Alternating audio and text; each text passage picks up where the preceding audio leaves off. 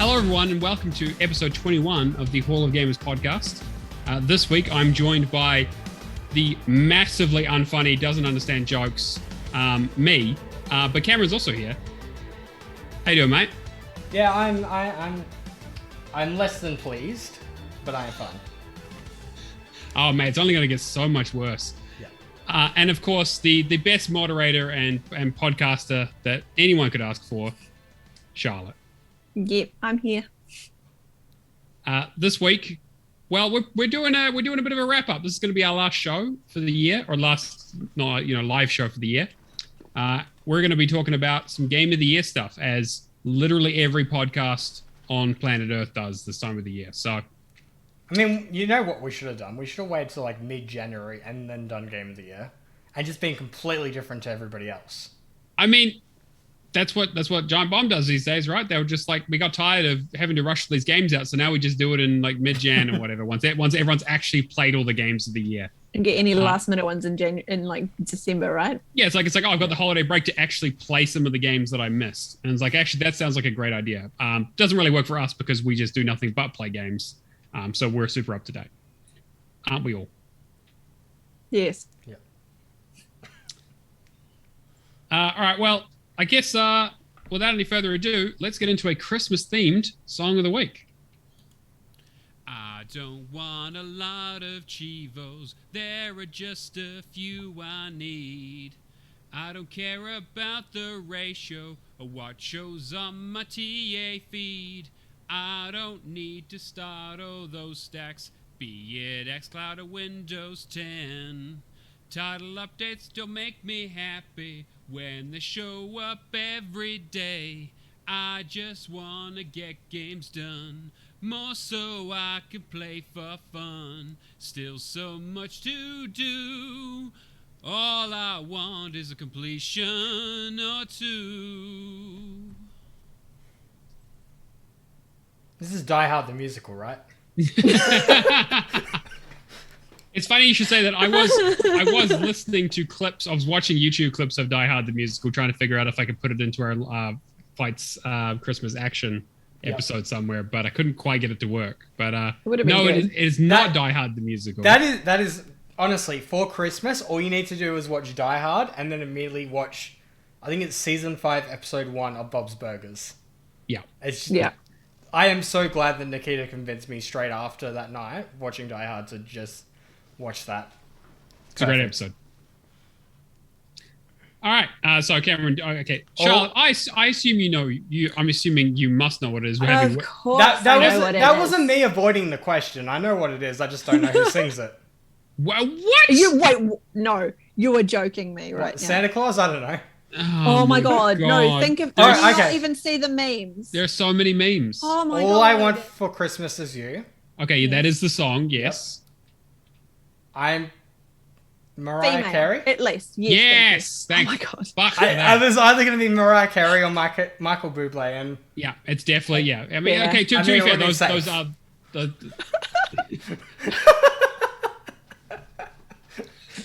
Todd is right. There are a lot of people who have covered it, but Mariah Carey is the one who makes all the money off of it. Yeah, so she's the one who we should probably plug, because maybe she'll give us something. No, she won't. No. I thought she did a cover. If anything, we need to keep it on the down low, because apparently she gets very she does. This is true. Copyright it was not. It was not that. It was totally different song. The musical. Yeah, look, my rendition was probably bad enough that I don't think copyright ID is going to pick us up. So I think we'll be fine. Now we're just going to quickly go through the housekeeping because we've got quite a bit to talk about this week. So I guess the first thing is that we're on Twitch. We do this every week. Twitch is Hall of Gamers Pod is where to find us. We stream this out. You can come hang out with us. It's Fridays and Saturdays usually, depending on the week, because Cameron just likes to switch things up. But also it's good for our guests, because we do try to get some of our American listeners on who are try not to be on at 4 a.m. Doesn't always work out, but hey, it is what it is. And we've also got a couple of competitions and bits and pieces to talk about. I'm going to go and talk about the word challenge because people are very, very excited about this at the moment. And by people, we mean Isaac. I mean, yeah, Isaac, Professor Pluto, and maybe one other person. It's getting heated. It is. So the original clues were that this is a game So actually, I should probably explain it first. We have a channel in our Discord, which is basically a place where you can come hang out and chat with us. But one of the channels is called the Word Challenge channel, where I have set our bot with a secret code word. In this case, it's a video game title. And if someone correctly guesses the video game title, a GIF comes up, and basically whoever gets it first wins $20. Could be any game. $20 Australian. $20 Australian. You're no longer robbing me. Yeah, no, $20 Australian. Yep. And so every week or so, I give out a clue to try and narrow it down a little bit, and you can go in and guess. You can only guess once an hour, but people have got a lot of interesting guesses in there. I don't think anyone's very close, but this is probably going to narrow it down quite a bit. So the first clue was that the game title is 2 words. So at least people got that one right. And then the second was mostly, yes. The second one was that it was first released on the 6th generation of consoles. So that's the Xbox, PS2, and GameCube. Technically, it's also the Dreamcast, but I'll tell you right now, it's not a Dreamcast game. You're just making it way too easy. Yeah, I know, right? 3 consoles out of 4. Yeah, three of the most successful consoles of all time. Yeah. This game had a different title in Europe than it did in America. Oh. Okay. I feel like there's a few. Yeah, there are a few, but there are not a huge amount. Okay. You know, because I'm sure there'll be quite a few that like Japan and America have different titles, but it was a different title between Japan and Europe. There's one I was looking at the other day, and I'm just wondering if it was the one that I was talking. So I was again. This is like, yeah. I don't want. I was about to give it a little bit more of a clue, but actually, that's it. I suspect that Matt's been very mean for this one. A little bit. He's been too nice for the last few, so like. This one's a little, again. It's not a chin doctor guess where it's some sort of clue that's like esoteric that only makes sense after you've guessed it. You're not solving the Da Vinci Code or anything. No, exactly. Yeah. It is. Yeah. So that's definitely going to narrow it down. We're probably going to see if people get it before the end of the show. I'm sure Toddy's listening. He's thinking about it. He's probably going through and thinking about what to put in straight away. But yeah, good luck to everyone. I'll be very keen to see how long it takes people to get it. If people don't get it by the end of the week, then we'll do something on Christmas. I might put another bit of a clue in there towards Christmas if people are really struggling. But there aren't that many, so I'm sure someone will get it. Anyway, Cameron, since this is our last episode for the month and the year, do you want to do the Patreon draw? So drum roll. Sound effects. You need like an actual drum roll effect. I need to buy a sound box. I was going to get a sound box, yeah. Yeah. I'll just hold a radio on the background. Yeah. And then a dun dun dun dun. Yeah, exactly. All right. So I did the old spinny wheel today with all our Patrons. So the winner of 3 months of Game Pass Ultimate is... Insert. Yeah. Hawkeye Barry. Woo! So, congratulations, mate. I'll hit me up with your email just in case. I'm sure it will be the one from the Patreon, but I don't always know if that's the Xbox one, so I just want to be safe and sorry. Some people, like me, have 6 emails. Want to make sure it hits the right one. Yeah. I have like 4 active ones, but multiple others, but that's because I really, really just wanted free audiobooks. They don't check. They do not check. Yeah, 100%. We're all abusing the subscription model.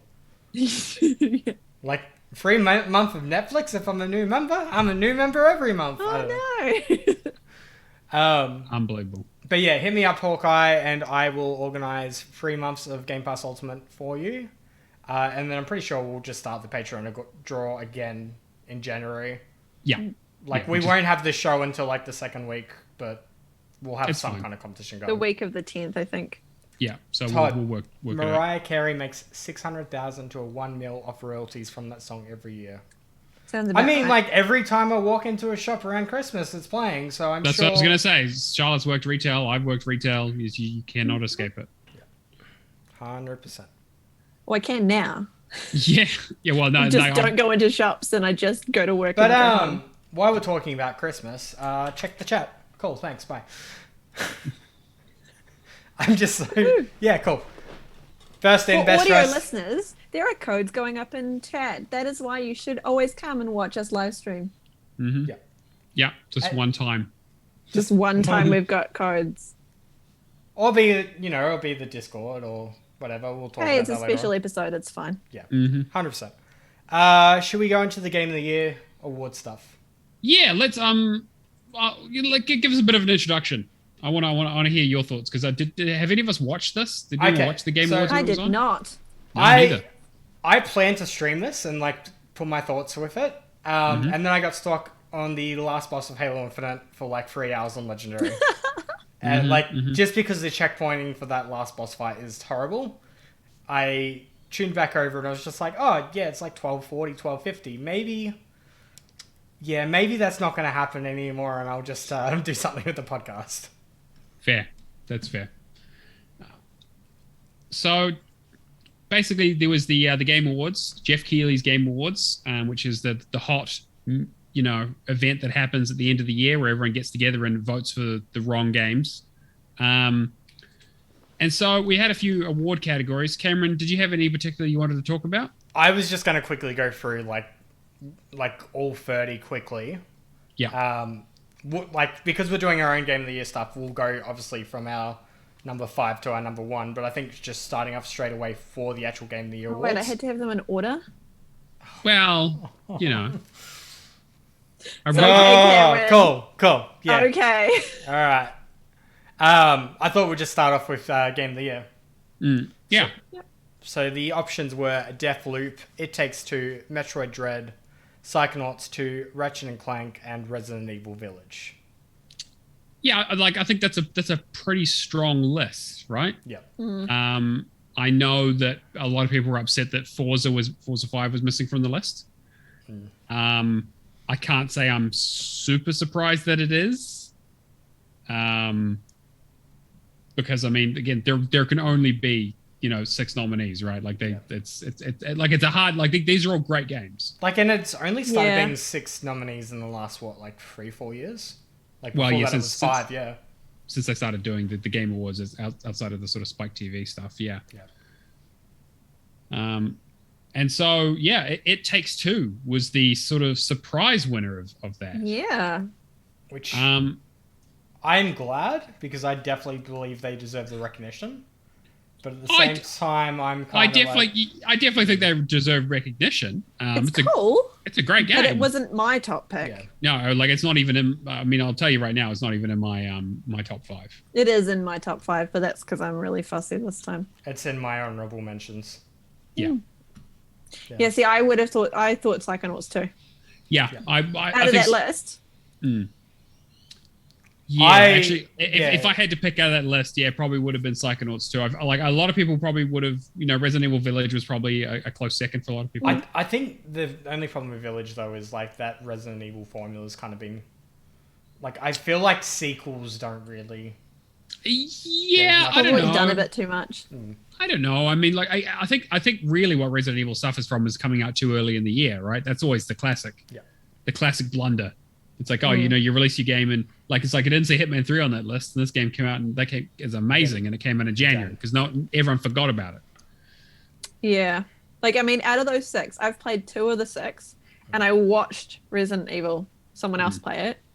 Yeah. And like, Resident Evil was a good game. Like, to the point where I've actually already basically almost forced Matt to play it, but he can't play it until I can watch him play it, which is hilarious. Like, I've heard people that have played it, like, it's great. You sit down and you just can continue playing. Like, yeah, and then there's more after you finish like the actual game play. Like, it is a really good game. But for me, Psychonauts 2 is the winner, especially now that we've had the update. Like, that just doesn't make any like. Yeah, I feel weird about it because like I think Psychonauts 2 is a better game, but I think because It Takes Two is a better.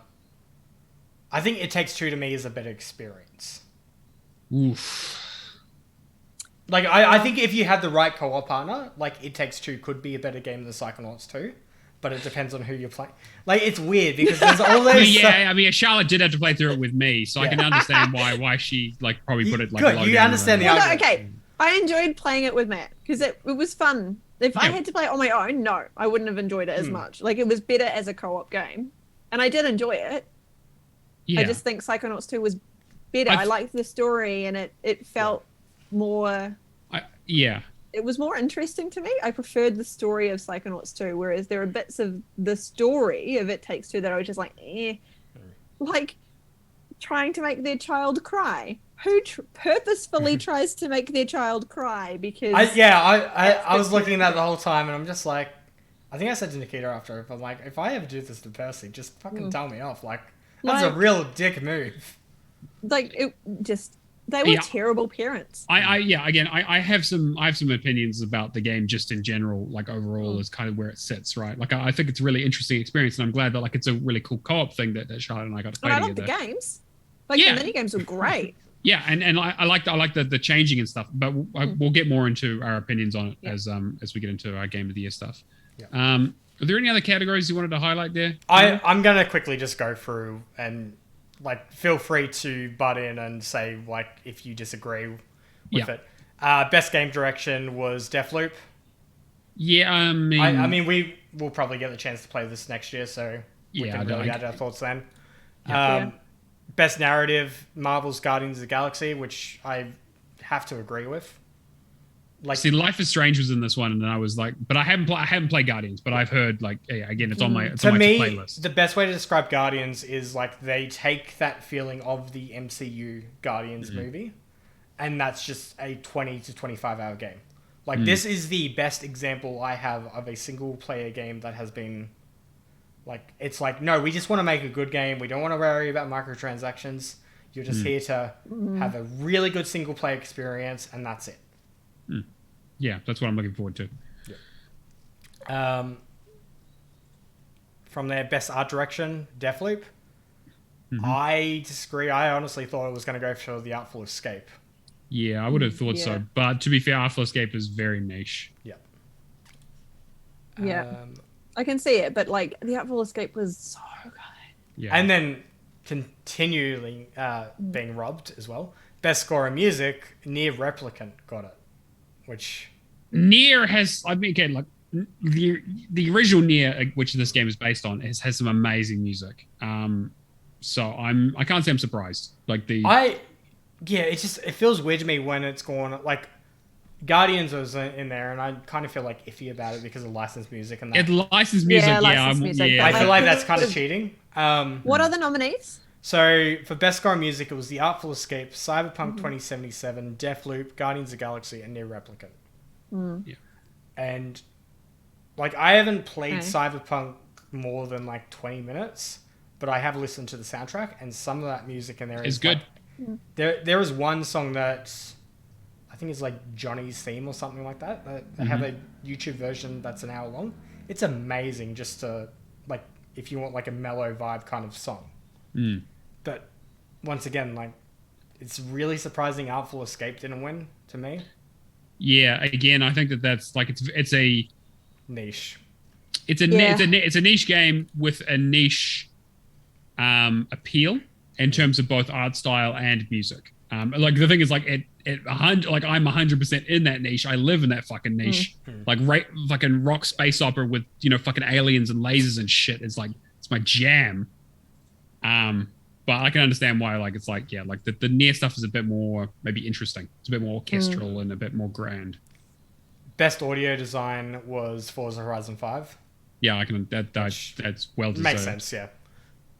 Why not Unpacking with its like? I mean, 10,000. Unpacking wasn't even nominated. Yeah, no, I know, but still. I mean, like, for audio design, you had Deathloop, Forza Horizon 5, Ratchet and Clank Rift Apart, Village, and Returnal.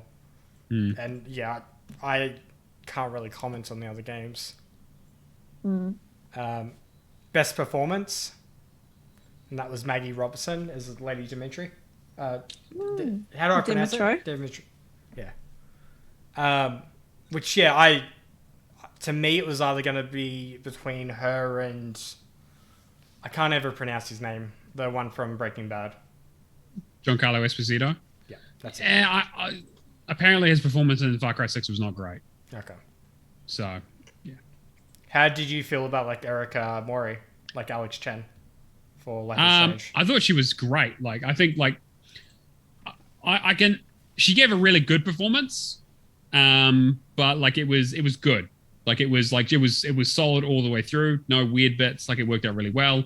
Like I could have seen her winning this, but like the internet fervor around Resident Evil and Miss, tall step on me lady, is like Big Mama. Yeah, like there's not a surprise to me at all. Just before the podcast, I saw a news article come out that was essentially just remember Master Chief is actually very short compared to her, and it's like got her hugging and like her head above. It's really weird. This is like the meme I found the other day of the 5'10" boyfriend and the 5'10" girlfriend, and she's and he's a midget. Yeah, exactly. Moving on, Games for Impact was won by Life is Strange True Colors. Yeah, which I think is well deserved. Best ongoing. CJ's favorite game, Final Fantasy 14 Online. I think is the correct response. Yeah. Like I couldn't see any of the other ones winning. Yeah, 100% agreed. Best indie. I feel weird about this one. Kenna Bridge of Spirits. I hear it's a good game, but like, I have not heard a single person talking about this. I have, but from a PlayStation, because my flatmates watch YouTube videos and they're constantly looking at what other games they can play and what new ones are coming up for them. And like there was one YouTube video that just ripped into it. Absolutely ripped into it. Like that it was basically like a Pixar movie game and that like it wasn't the greatest ever, but the story was okay and like the music was okay. I've seen gameplay. It looks kind of fun. Yeah, that's the thing, right? Like again, like fun. We're obviously on the Xbox side of things, so we don't hear about a lot of the PlayStation exclusive stuff. But yeah, like I listen to a lot of other podcasts that are gaming agnostic, as it were, or platform agnostic, I should say. And like I haven't heard a single person talk. Like they talk about it when it came out, and that was it. Whereas like thing like Inscription, people are super interested in. I heard really good things about Loop Hero. Yeah, Loop Hero. Yeah, although that kind of died off pretty quick. And then Death's Door obviously is just fantastic game. To me, Death's Door should have been the one. Like there was 12 minutes in this as well, and I disagree. No. 12 minutes. We've made our thoughts very clear on that game. I honestly think out of this one that Death's Door should have won. Yeah, but that would have been my pick. I may just be very biased because obviously Xbox compared to PlayStation, but yeah. I think Kona's alright, but it's not like I reckon it probably got it because of the art style and things. It looks like a Pixar movie. Like it's got that going for it, and the storyline is very sort of cutesy, and I think the gameplay is just a little bit harder than what it should be. Yeah. Best mobile game, which was Genshin Impact. I'm not surprised at all. Yeah, that's fair. Like, I don't really have any thoughts on that either. Best community support, once again, Final Fantasy 14 Online. Yep. Which makes sense. Innovation, accessibility, Forza Horizon 5, and I honestly think rightfully so.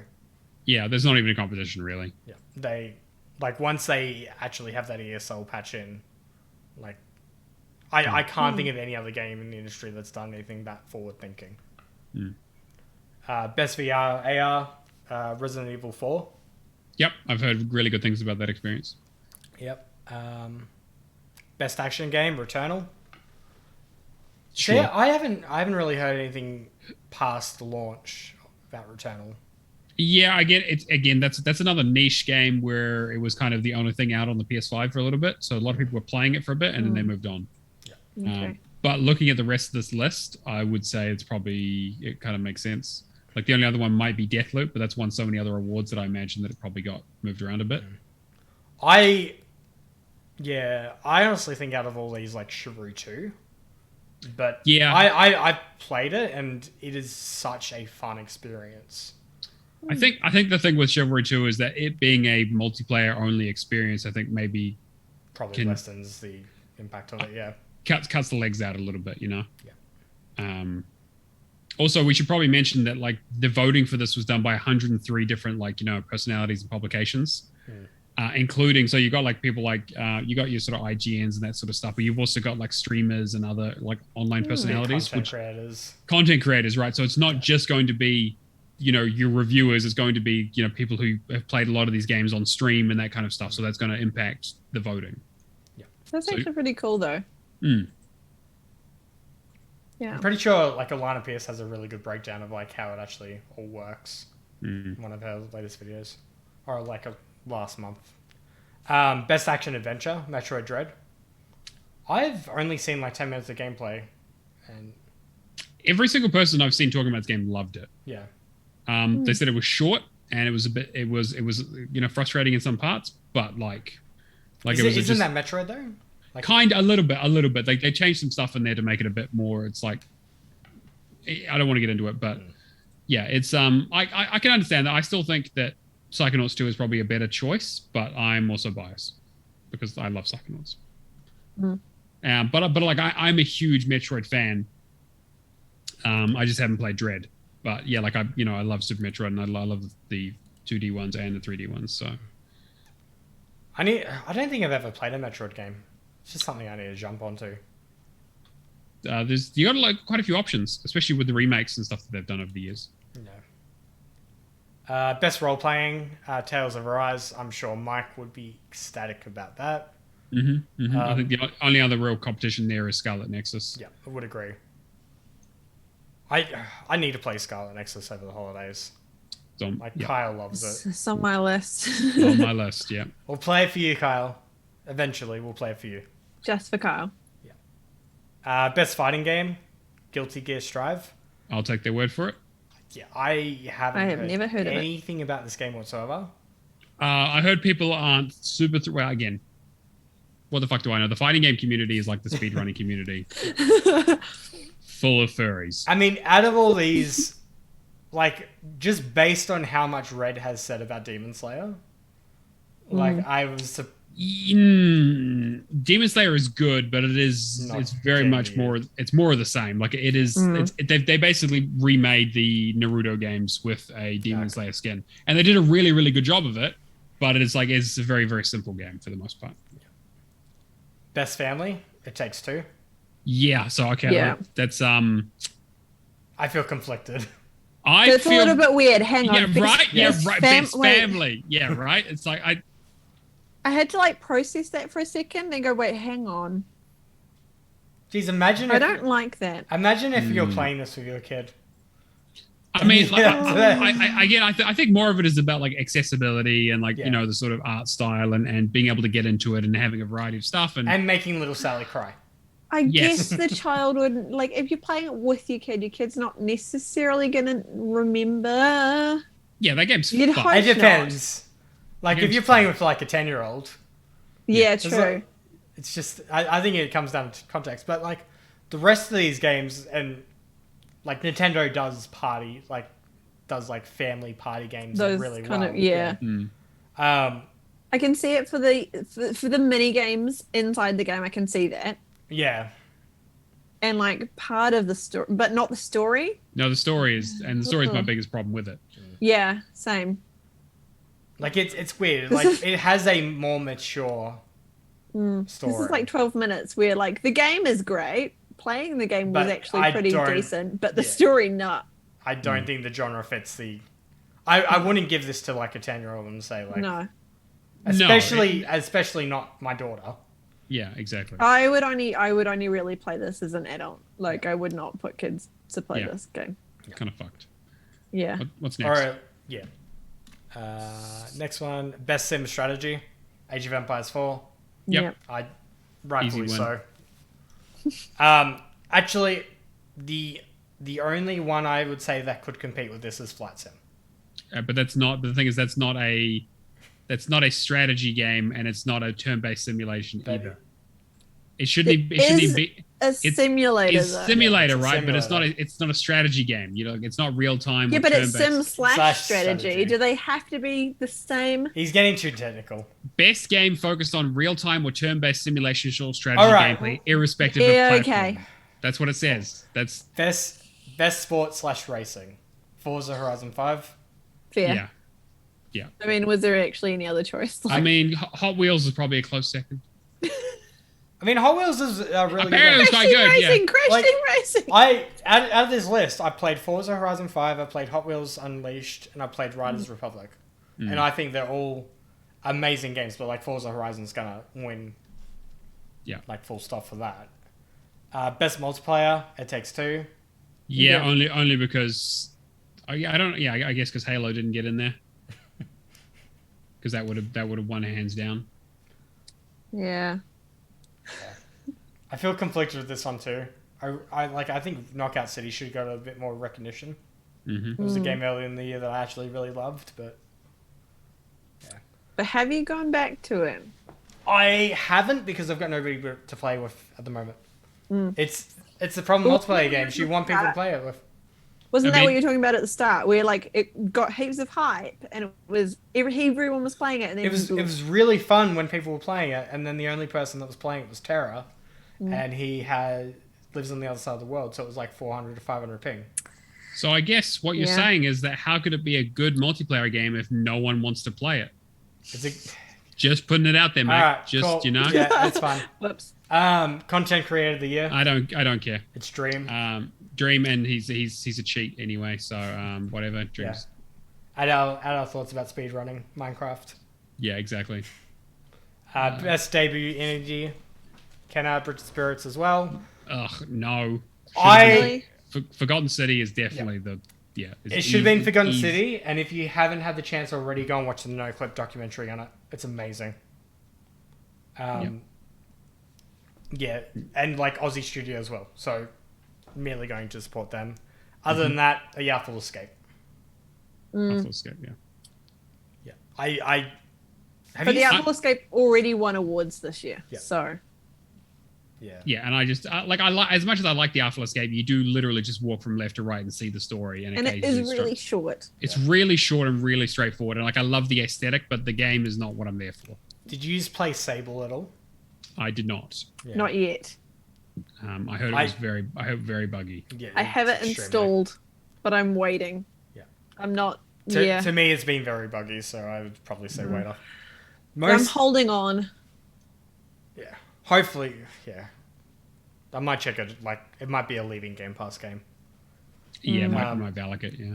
Most anticipated game. Elden Ring. Yeah.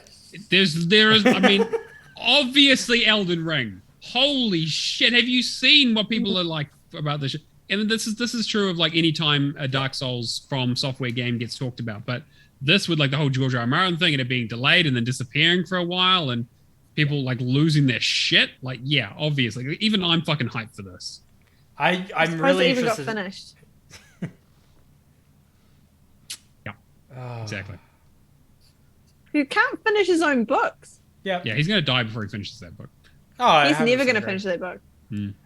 Best esports game, League of Legends. Doesn't matter. Esports is trash.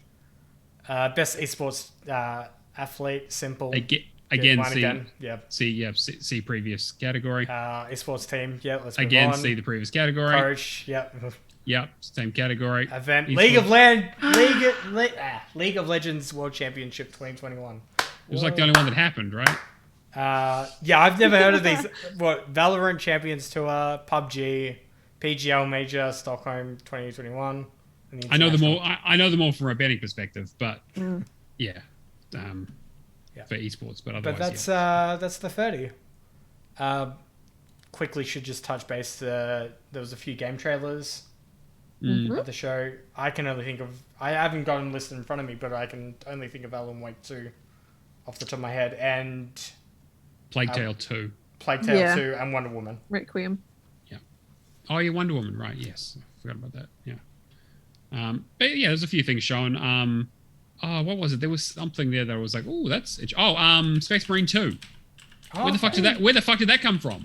Yeah. Like the original Space Marine is like an amazingly cool, like it was like an amazing AA game in that it was a little buggy, but had like a really cool idea, and it was like one of the best Warhammer games they've ever made. And then that was on like the 360, and then they were just like, they just disappeared.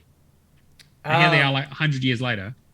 So just to quickly go through, so there was trailers for Wonder Woman, Alan Wake 2, Horizon Forbidden West, Have a Nice Death, The Expanse, Telltale, yeah. Telltale, which I was surprised by. Hellblade 2, Star Wars Eclipse. I was so excited, and then it said Quantic Dream at the end, and I was like, it's like fucking Detroit Become Human all over again. It's going to be like, man, what if the Jedi are the bad guys? And you're like, oh, for fuck's sake, David Cage. And then there's just going to be like an unnecessary sex scene with some female celebrity that they've mocapped. Yeah. Thirsty Suitors. That game looks weird and interesting. Yeah. Tunic, which I'm excited for. Yep, again, that's been in development for 100 years as well. Yep. Forspoken, which I know nothing about. Final Fantasy VII Remake for PC, which is going to launch at like $120 Australian. Fuck. Jesus. Yeah, they're price increasing it. Is that ever coming out to Xbox? I don't know. Square did something else as well that had a massive price increase. It's just becoming... If it doesn't come to Game Pass, do we care? No, actually, kind of at that point. Yeah, pretty much. I'm with you. Sonic Frontiers, which Nikita told me looks very cool, and I'm just like, personally love Sonic at the moment, so I might actually pick up a Sonic game when it launches. Gotta go fast. Yep. Yeah. Somerville. Oh yeah, that's the ex-Limbo devs. Yeah. Yeah. Looks good. Cuphead: The Delicious Last Course. Oh god. No. DLC Island. Yeah, that's exactly what it needed. Yeah. More difficult fucking hair pulling out content. What else we got? Elden Ring. Destiny 2: The Witch Queen. Slitterhead, Nightingale, Suicide Squad, Kill the Justice League, which I think looks very cool. That I would play. Dune Spice Wars. Yes, that looks amazing. I love Dune 2000 back, or Dune 2 as it were, and then Dune 2000 back in the day. It was like that was the one of the beginnings of the RTS genre. And now it's like a 4X game. What else do we have? Tiny Tina's Wonderlands, which I'm kind of like, eh. It'll come to Game Pass at some stage and I'll play it. Borderlands 3 kind of like, I just have no eye for Borderlands. I was like, I didn't play Borderlands 3, so like I'm... Okay, so Borderlands 3, my flatmate picked it up about a month, 5 weeks ago. Played it for 2 weeks. Hasn't played it for the last 3. Yeah, I think that... Kind of played it raw solid and just, dropped off again. Among Us VR. Looks cool. Try and find your sus friend in VR. I should quickly mention. You have to do the stabbing motion yourself. Adrian's method has been patched. Fuck. Oh damn. Yeah. So with the Xbox release, it became Play Anywhere. And so it's one list. Yeah, there's one list. So the Xbox version hit Play Anywhere. Okay. And I think you can run like 2 instances, but that's the most. Right, okay. Yeah, that's fine. Oh no, what a shame. You'll actually have to play it. Amazing, right? It's still listed as 3 to 4 hours in tier though, so it's like... I'm still keen though. If people want to see I actually... This was the kind of game that I wanted to play legit. Like, I'm not gonna... Whoa. We didn't say playing legit. Alright, let's just calm down a little bit. Play a few games legit and then clean up. Okay, alright. Cool? Yeah, okay, that's... Yeah. Rumbleverse, Arc Raiders... what else was there? Planet of Lana, Still Rising, Lord of the Rings, Gollum, which that CGI looks really weird. But yeah, Texas Chainsaw Massacre, which I'm sure has an achievement list, like play 1,300 games. Yep, probably because it's from the same people who did Friday the 13th. What else do we have? Kings of Fighters 15, Homeworld 3, Warhammer 40,000, Space Marine 2. Warhammer Vermintide 2 Warrior Priest, Saints Row, Metal Hellsinger, Star Trek, Dying Light 2, which is probably one of my most anticipated games of next year. GTFO, Lost Ark, Persona 4, Arena Ultimax, Doki V. Yeah, just nearly at the end. Synced Off Planet and A Plague Tale Requiem. Yeah. So we put a question out to the community just to what they believed were the games of the year, and then we didn't limit it to 2021. So like, what are the games that you've played this year that you've enjoyed the most? Should we just go through each person and just go around the table? Yeah, I guess so. Cameron, do we want to start with you? Do you want to talk about our honorable mentions first? Things that didn't make it. Oh, I'm talking about the community ones and then go into sorry. Yes, yeah. The community ones. Yeah, let's just go down the. So I'll start with Alex's. So Alex R. Davies played Ori, Will-O-the-Wisp, Titanfall 2, Journey to the Savage Planet, Sunset Overdrive, Mass Effect Mass Effect 1 in the Legendary Edition, Orcs Must Die Free. I can't really, I can comment on the first 4. I think Titanfall 2 was an amazing campaign. I loved the original, and it just took everything great about the game and then just excelled it. Sunset Overdrive was one of my favorite games of the Xbox One generation, so I think it is definitely an amazing game. Ori is something that I need to go back to, and Journey to the Savage Planet was a pretty strong, solid title.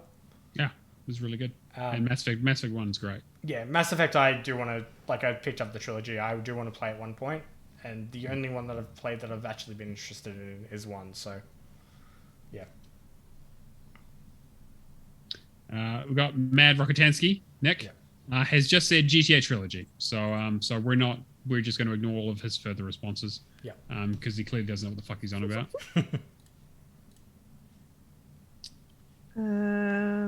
Okay, then we had Slayer, which had Halo Infinite, Forza Horizon 5, Hades, Dark Pictures, House of Ashes, and Smite ongoing. It's a strong list.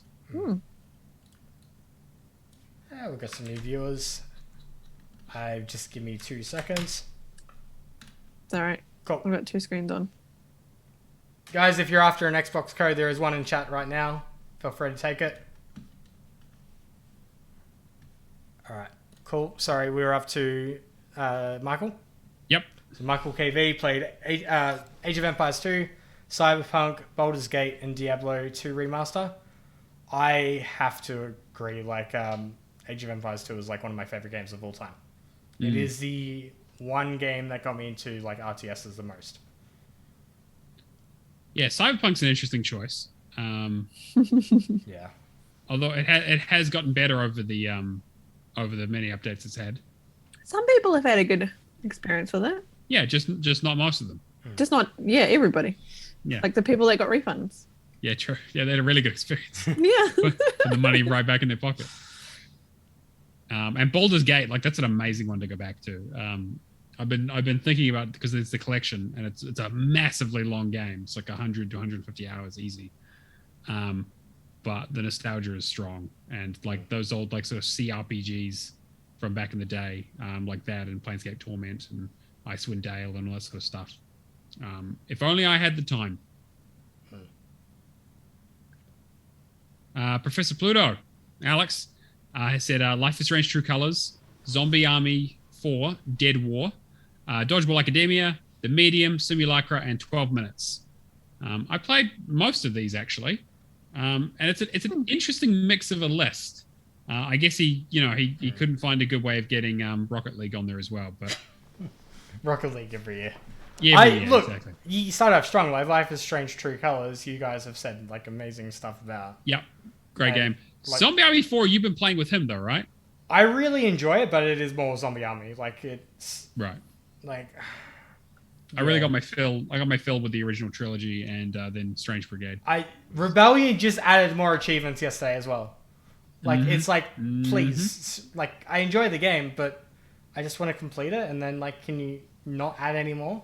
Before it leaves Game Pass? But the amount of season passes that you I think 3 or 4 season passes now, and they're $50 each. That's brutal. But they they for got a you by the 10G, balls, I guess. Yeah, 10G achievement.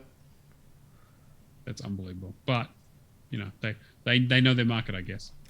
Firehawks 1, Forza Horizon 5. That's all he put.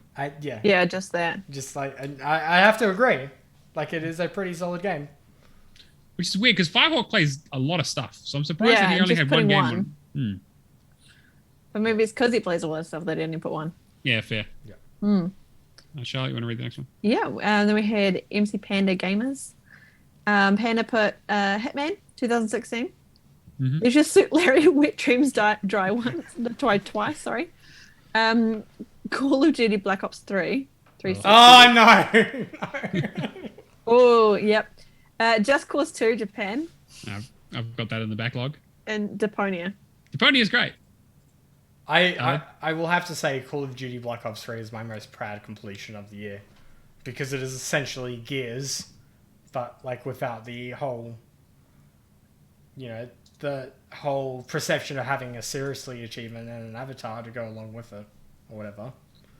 But yeah, it's it's a very eclectic list, right? Yeah. Yeah, it's very interesting. So Red has got Guardians of the Galaxy, Control Ultimate Edition, Resident Evil 8, Hitman 3, and Life is Strange True Colors. Now that's a fucking great list. Yeah. That is a really good list. I can't disagree with it either. Like that, it's pretty solid. Mike, so Tales of Arise, Psychonauts 2, Depth's Door, Guardians of the Galaxy, and Resident Evil Village. Surprising absolutely nobody. Yeah. I do want to check out Tales of Arise, but I'm not willing to spend like 70, 80 on it. To drop in price. It's Guardians of the Galaxy next on my list, and then Tales of Arise after that, hopefully. It'll be pretty fun. And then I got to put Scarlet Nexus in there somewhere. Yeah, somewhere. Hey, Christmas. We'll just play JRPGs next year and just have. I mean, like, time. I might do that. The year of the 200-hour completion. Yeah, it's like, well, I already did. Like we completed 2 games this year. Yeah, exactly. Oh my god. Then we had Kiku, Among Us. I wonder why. No surprise. Yeah. Talking Tom Candy Run. Yeah, Talking Tom Candy Run would have been. There's a specification here though. Didn't cut it due to having unobtainables. So he's emailed the devs 3 times now, asking, and they kept him like, "Yeah, it's coming in a future update." I'm like, we've already talked to Vidix about it. It's like, no, it's not. Yeah, like, just fix the game already. Yeah. Rapture and Cavalier 07 both said Forza Horizon 5. Yep. I was going to agree. Charlotte, do you want to do Simone's? Yeah, I'll do Simone's. Jim Bean NZ had Gears of War 5, Hive Busters, and Sea of Thieves Pirates Life. I mean, if you're a non-achievement hunter, those would be pretty solid. Yeah, I was going to say, as an achievement hunter, I feel like I'm just pulling my own teeth out, you know? But I mean, like, if I didn't worry about achievements... I played Sea of Thieves Pirates Life, and it was pretty good DLC. And then finally, do you want to do CJ's? Yeah, so we got CJ's best new game of 2021 is Endwalker, which is the expansion for Final Fantasy 14. Best indie was Ender Lily's Quietest of the Nights, which I've never even heard of. Best played game of 2021 is Assassin's Creed Valhalla. Best game not yet played in 2021, Disco Elysium. That's fair. And best racing game, F1 2021. Sure. I mean, he's wrong, but like that's fine. Oh dear. So our community are they've definitely got taste. I'm not going to comment as to who has good taste and who has bad taste, but they have taste. You know, they're not. We don't judge here. Just a little bit. We do. We definitely do. But we judge, but we don't identify them, so everyone can feel like they're superior to someone else. Yeah. And then that's when you sort of like remove them from your friends list when they start beating you. Yeah, exactly. Well, now they're going to start realizing how bad their taste is when we start talking about how our obviously correct opinions are for Game of the Year. This is going to be interesting. Yeah, so I suppose we should get started. We'll go through our honorable mentions. So we've all made a top 5 list. Anything that didn't make the list, but we want to kind of touch on, we've put in honorable mentions. I put a couple. I don't think, Charlotte, you didn't have any. Well, I didn't know that I had to have honorable mentions. No, it's fine. Thank you very much. But I can put unpacking in there. Yeah, sure. Okay, I would put unpacking in there. Sure, just for the sound bites is amazing. It was just incredible. Let's go around and talk about those then. So we've got so honorable mentions. So you said unpacking. Is there anything else in there that you haven't got on your list that you played that you're like, oh, that's pretty good, or like, people should look at least? In terms of like what have I been playing? Let's have a look. Laughing at me. Shut up. No, we're just smiling because we enjoy your company and you're such a pleasure to have on this podcast. Well, thank you. Mate, if you want to work in God. marketing, you got to get your bullshit better than that, mate. Honestly, I don't believe you. Townscaper was pretty cool. It was I very like short. Townscaper. It was very short. Very short. Like, unpacking was at least a little bit longer. I'm still conflicted whether we saw that at PAX or not in 2019. I don't think I've ever heard of it even before that. So. There's at least been some mobile game that's very similar in design to it. Yeah, there definitely has been, yeah. Okay, aside from the fact that I can't get it as a completion on TA, Hoa is a very good game. I love the art style. It's very Ghibli-esque. Like, it's very cute. The music's good. The gameplay is alright, apart from you have to be very good at jumping and swinging, apparently. But aside from that, it was a very good game, and I did finish it. It's just there's one achievement that won't unlock, so just be wary of that if you do want to play it. Just don't be like, I want to get to completion, and then don't get it and be upset. That's my honorable mentions.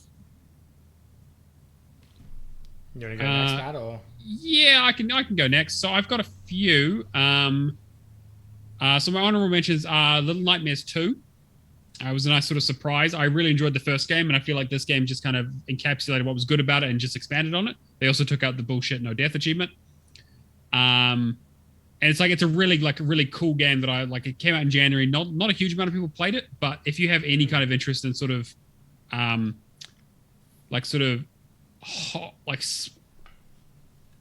it's a horror game kind of, but it's not like jump scares and stuff. It's more like unsettling. You're a small child in a world of very big dangerous things trying to work your way through it.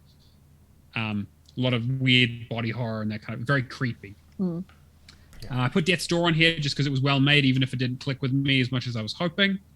Artful Escape, like I said, is a fantastic the niche of the genre of music and the art style. It's just I love it. But I have to admit the game is just walking from left to right whilst hitting some buttons every now and then. It's a very, very basic platformer. There aren't any enemies. There isn't really. It's basically just a narrative game, which is fine. Hitman 3 is kind of on the other end where it's not really a narrative game. It's a gameplay game, but it's a refinement of the previous stuff. And they've done a really, really good job of it, but it's nothing super new or exciting. And then I just put Adios in here.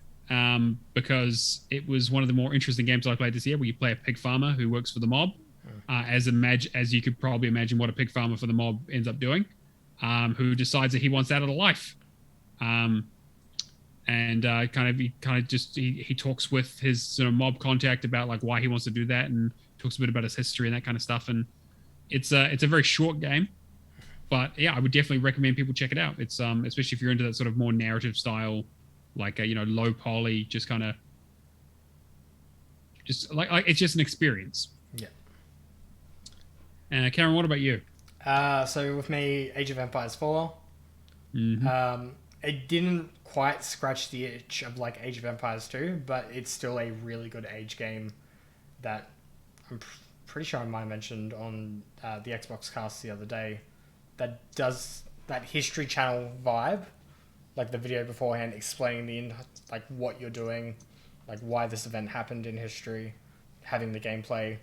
It's quite similar to how the Grand Tour had the clip from the show and then playing the game. Straight into it. Yep. Yep. Riders Republic, which I think I just love open world check off a list kind of games like Forza Horizon. This just fit in really well with me. I thought it was a really good option of swapping stuff up, and it was from the original devs. God, the game's escaping me. They do snowboarding games. Steep, that's right? It. Yeah, I think they did a wonderful job. Death's Door, which I wrote a review for early in the year because I loved it so much. The only problem I had with the game was the flowers and having no real way to know going back. But the gameplay just felt really smooth to me, and I really enjoyed it. Chivalry 2, one of the best multiplayer experiences I had this year. The only downfall was just that being only a multiplayer experience. although it is very refined, and playing like a 64-player match gets really hectic, really fast, and fun. Just everyone's screaming. Yeah. Yeah, just killing people with bread. Like, it's just amazing. The most deadly weapon, Splitgate. I thought Splitgate was a very interesting take on combining both Halo and Portal. It felt really smooth to play as an FPS, and I really enjoyed it. The only downfall to me was the achievement list. I can't go and play 1,050 matches. And It Takes Two. Right. Mainly, I think it is still an amazing game, but it just quite didn't scratch it for the top 5 list for me. Yeah, it Takes Two should probably be in my honorable mentions as well for that same sort of reason. But yeah. All right. Well, let's get into, I guess, what's in our number 5 spot. Charlotte, what have you got? That is where I placed It Takes Two. All right. Okay. Yeah. Yep. Do any particular reason, or Well, one, I don't play nearly as many games as you guys do this year, so there's that. But also, out of the games that I was looking at, it didn't play as many of this year ones. But I enjoyed it. I enjoyed it for what it was. I enjoyed it that it was co-op. I liked playing it with you, and then I like the art style. The story was kind of a letdown, but only because I was kind of like, wait, what the hell are you doing? This is really bad parenting and giving me trauma flashbacks. But the gameplay was fun.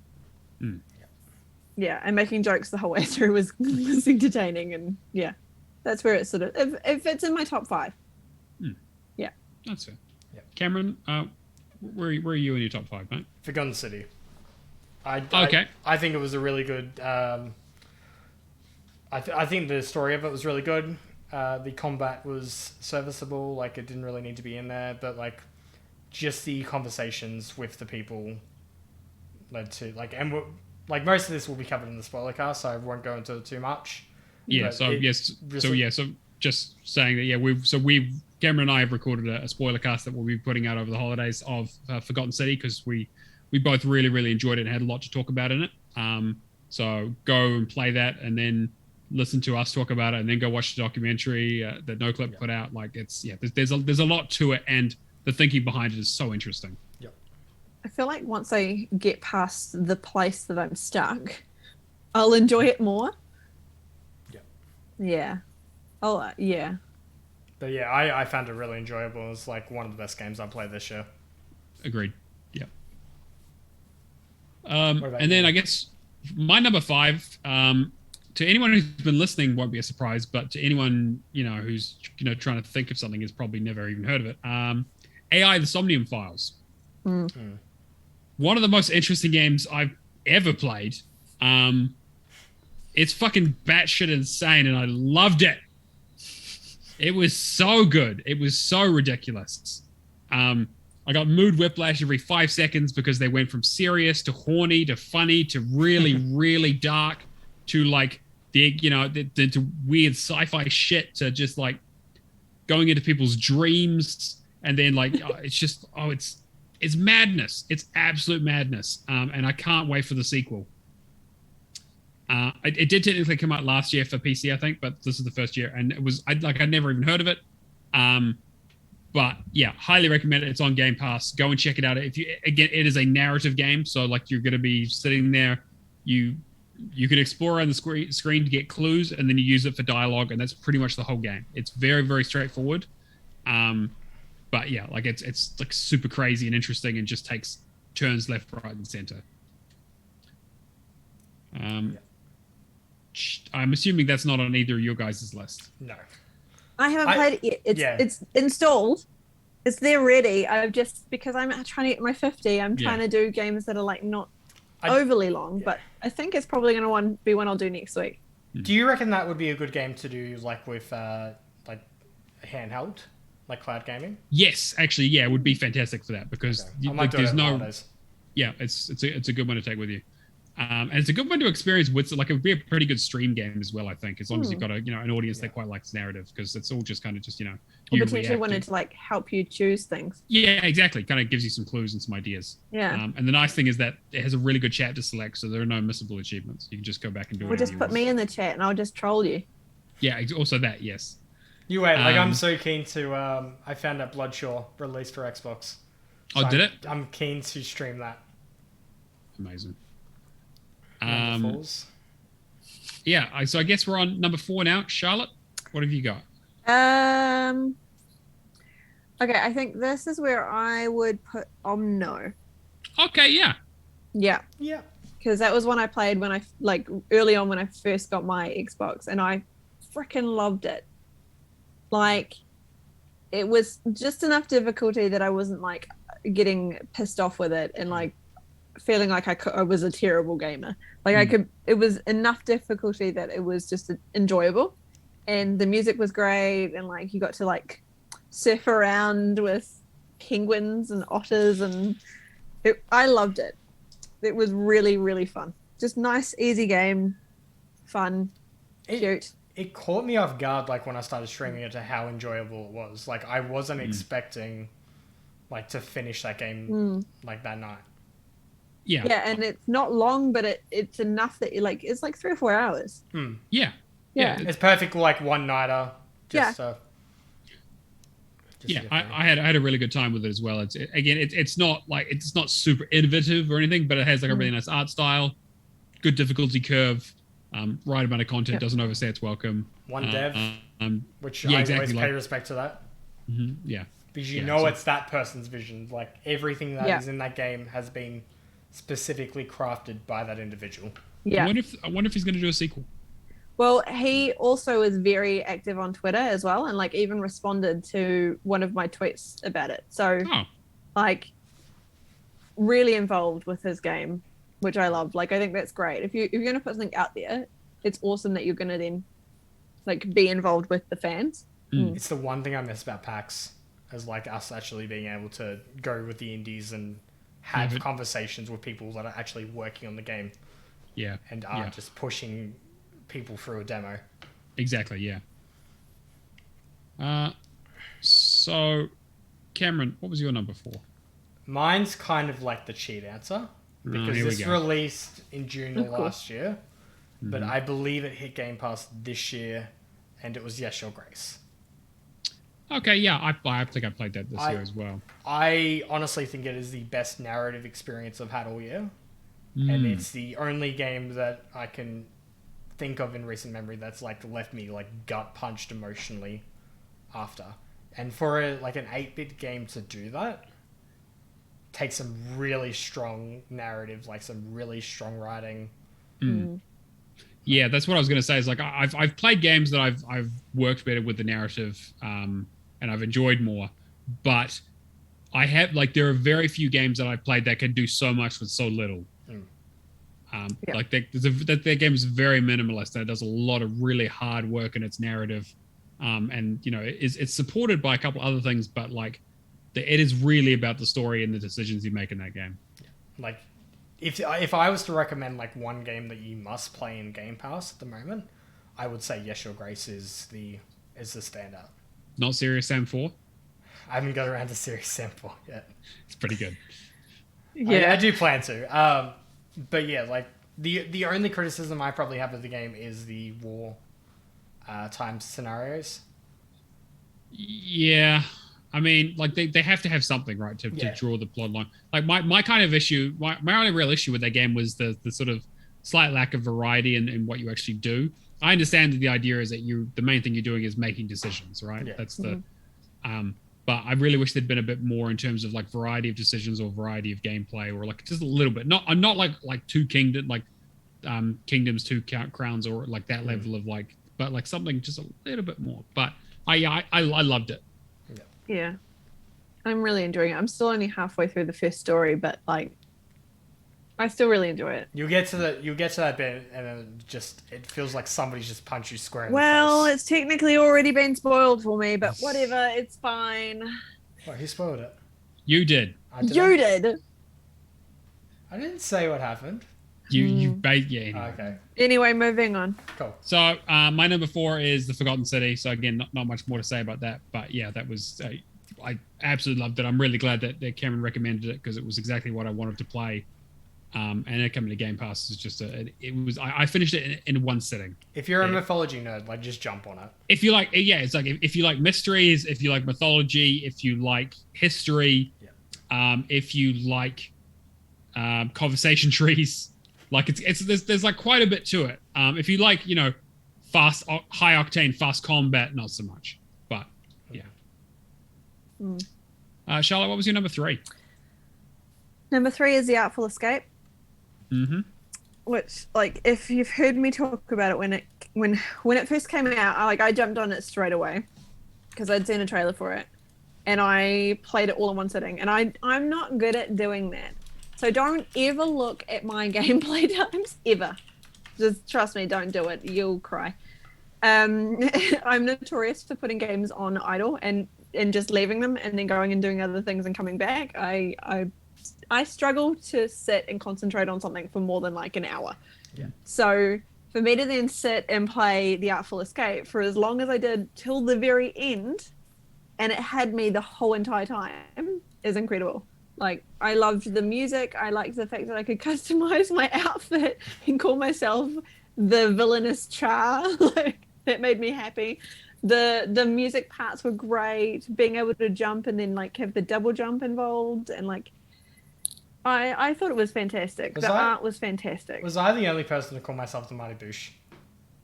Probably, yeah. I can't even remember what I called myself, but it was something. I was the it was something the Enigma, something or other. Yeah, I think so. Yeah, no, I was the villainous Char, and I still have the screenshots from that game, and one of them is still my background on my Xbox because the colors were just fantastic, and it's like this planet, and there's pinks and purples and oranges, and blew my mind with the art, and then having the music on top of it. Just, I loved the whole entire thing. Mm-hmm. I just wish it was longer. They could have just put a little bit more in there, or like in each gameplay you can have different character outfits, but nothing really changes apart from selecting different options or saying different things, but it doesn't change anything about the actual story. So like you can do one full playthrough, complete it, and that's it. And it takes like 2 or 3 hours? Yeah, it's like the 3-hour game roughly. It's 3 to 4 maybe.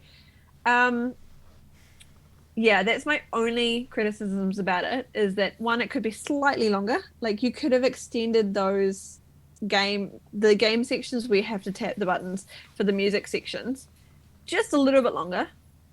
And you could have had like different playthroughs, because I would happily have played through that game more than once. And got something different each time. Like you've got games that do that now, and you're like, why do you do this? Why are you making me do this like 10-hour length game again? That's not okay. Whereas like that game, I would have done it. I guess the thing was that it was so well crafted that I feel like my only worry would be is that if they added like branching narrative and stuff, that it would kind of cheapen the experience a little bit. Yeah. Maybe. Because I think if it was like 5 to 6, it would have been fine.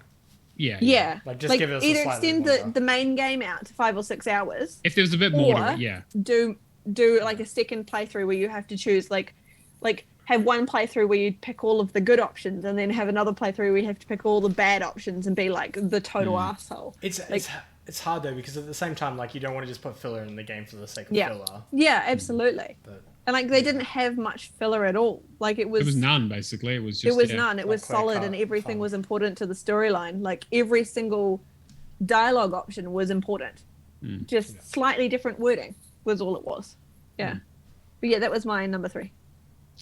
Sweet. All right. Cameron, what was your number 3? To nobody. Oh, actually, it's probably going to be a lot of people's surprise. Forza Horizon 5. Oh my god! What? That's shocking. I have 2 games higher. I mean, I know what one of them is, but I can't imagine what the second one is. But okay. All right. Justify your position. All right. It is essentially 4. It is 4. Okay.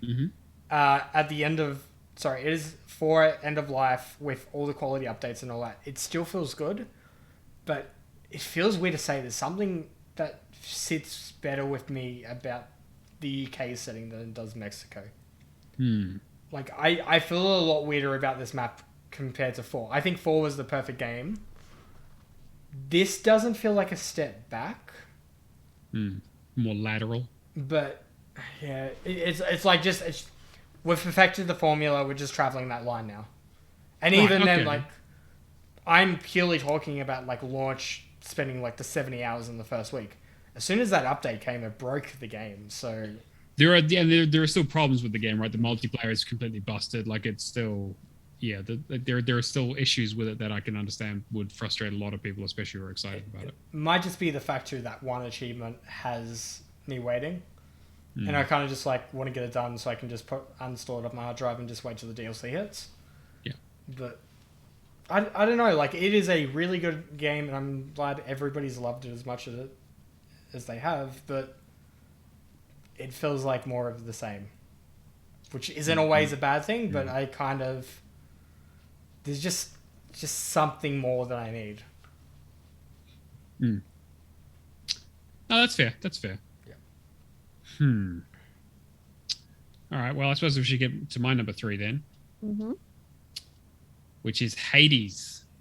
I had a very tough time. This top 3, well, actually, it's the 2 and 3 were really, really difficult for me to pick between.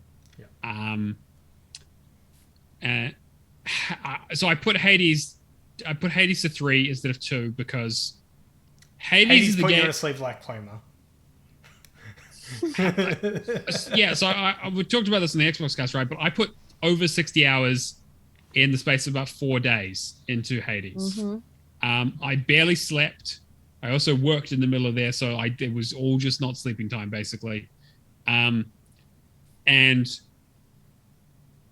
it's one of the best games I've ever played, like in terms of like construction, in terms of... It's fucking Allison saying things again. Yeah. It's like it's well structured. It's got a good narrative hook to it. It looks amazing. It sounds incredible. Has a lot of variety in the builds, but most of them have, things that, like, you can kind of push towards stuff once you know what you want to be doing.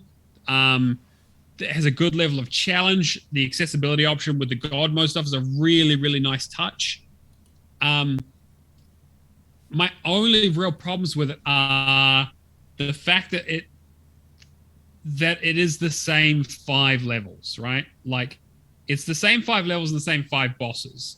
So even though the areas are randomly generated, which one you go to and what kind of rooms you get, the bosses are always the same, which is usually something you get away from in a roguelite, right? And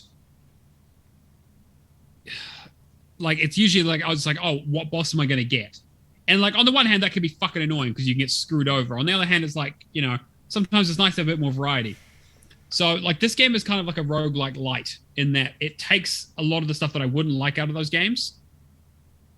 But I wish there was a bit more to it. I felt like it was so close. Because like, once you've done your 10 runs against Hades and you've got all the story out, it's like, okay, well, now you get the epilogue, and to get the epilogue, you need to make friends with like 6 of the 9 gods. You might as well just do all of them because it's random when they show up. And then it's like, okay, and also to trigger certain events and certain conversations, you just need to like die over and over again until the person shows up. So there's RNG within the runs of the games, but there's also RNG within the story, which is like, that's kind of where I had a bit of an issue with it. Where I'm like, I want to, like, I'm at the end of the game for the most part. Like, I've done massive heat runs, like with a bunch of prerequisites on it and stuff like that to get like upgrades for all my weapons, and unlocked all the secret aspects and like cool stuff. But like, now the game is actually actively just holding me back from experiencing more of it because I haven't died enough, basically. And I know part of that is because obviously I had God mode on, so and I actually got quite good at the game for the most part. But it's just a real shame. But like, again, those are very minor things, but it's still a roguelite. So I had to put it at 3. That was kind of the rationale. Like, I highly recommend it. Everyone should go and try this game. because I think a lot more people will like it than you'd expect. Yeah. All right. So I guess we're up to number 2 then. Yep. Charlotte, what have you got? I've been debating my 1 and 2 for a while. And like, I think I have to stick with my original choice that I've had this whole entire year. So number 2 for me is Psychonauts 2. Yeah. I loved that game so much. I wish the quality of life update had come out sooner. This is my only gripe with it. That's the only thing. Like I know Matt has his own thoughts about the gameplay and things like that, and that's totally fine. Like, he's been playing games a lot longer than I have, whereas I didn't find it as annoying, I guess is the word. Like, I didn't notice any issues with the gameplay. Like, I was actually fine at jumping, surprisingly. I loved the storyline. I loved the fact that it included a whole list of stuff like panic attacks and anxiety and judgment and all sorts of things that, like, if anyone knows me, they know that I struggle with mental health and mental health issues. I don't always talk about it. I try to, like, especially in the last year, I've had some fucked up shit happen to me. So I have a lot that I have to deal with. But playing a game that actually acknowledged all of that and then turned it into something sort of fun, but talked about it in just a rational way, I honestly loved it. I could not have thought about putting those things in a game and actually enjoying it. And then actually, like, it was fantastic. You got to, like, beat up judgment and beat up the panic attacks and things like that. And you go around as Raz, and it's just, yeah, I will talk about it forever, but we've done a spoiler cast on it. So just wait till it comes out. Yeah, that was my number 2. Yeah. Cameron? This one was incredibly difficult for me. I'm very eager to hear what this is, because, like, I mean, I know what 2 games they are, but what order they show up in. What 2 games are they? So your 2 are Guardians of the Galaxy and Halo. Are your 2? That's the only 2 things I could think of that could beat Forza. Yeah, because I know Matt's too. Yeah, right. Well, yeah. So what do you think is in number 2? I think you're going to say Guardians of the Galaxy. You are correct. Mm-hmm. Guardians of the Galaxy. I don't know what it is about this game. When I first saw the trailers for it, I'm just like, this is going to be another Avengers situation. It's going to be god awful. I don't like this. I don't like the CGI of the game and what they showed off in the trailers. It's only controlling Star-Lord. I don't like it. And it was the first time we'd heard anything about it was like in like E3, right? And they're like, oh, it's coming out in October, and you're like, whoa, what? Like, okay, so it's rushed. And it's like oh, you know, Avengers was bad. They needed to get something out quick, right? Yeah, I had the exact same thought.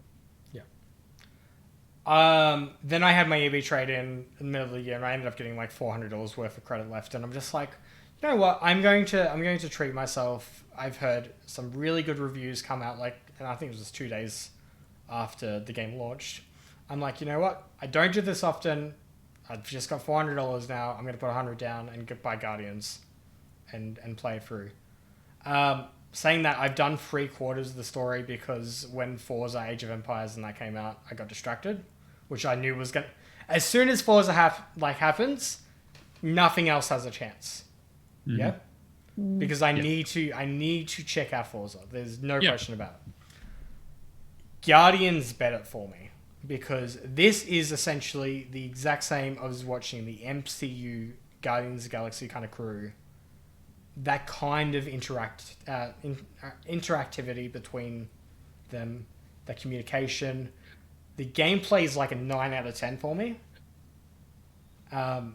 Like, sure, it'd be cool to control the other characters, but I think at the same time, it's better having one central character control everybody else. The conversations are hilarious. Like, it's just that MCU level, like, Disney joke. Like, it'll be half an hour, something bad will happen, and then, you know, I am Groot. And it's like, it's just, he said the line. It's amazing. The only thing holding this back from number 1 for me is the fact that the achievements are missable. It was the only thing separating Halo and Guardians for me, was the fact that if I chapter select, it's not going to work. I have to essentially play the whole game, which is, I mean, any narrative-based game, it should always be, let me play the game, do chapter select, clean up the achievements. Yeah. I do not want to be following a guide for a game like this. It does not serve in any shape, way, or form. This is essentially like, you want that movie experience. And then just leading on from that, like, the worlds are just crafted beautifully. Like, the story is so engaging. I honestly think a lot of people snubbed this game, and like, ask Reddable people, he loved it. It definitely deserved more attention. So I look forward to hearing Matt play it over the Christmas break and then rip it apart in like 2 months' time. Oh man, I'm gonna be like, this is the, why have you I wasted my Christmas critical on this? Yeah, exactly. Yeah. It's like all these fucking hipsters and their shitty goddamn music. Should I just jump into my number 1 or? Yeah, go for it, mate. Just because Halo is like, we already know it's Halo Infinite. Mm-hmm. I was very torn about this because in the spoiler cast that we did, I essentially, like, we spent a good 2 hours ripping it apart. And we spent so much time ripping it apart because we love the game so much. And it's hard to be in a spot where a game doesn't live up to your level of hype, but you recognize it for the fact of, like, it is still such a good game that it deserves Game of the Year. Right. And I've been hyped for this game for like ages. The story for me is amazing.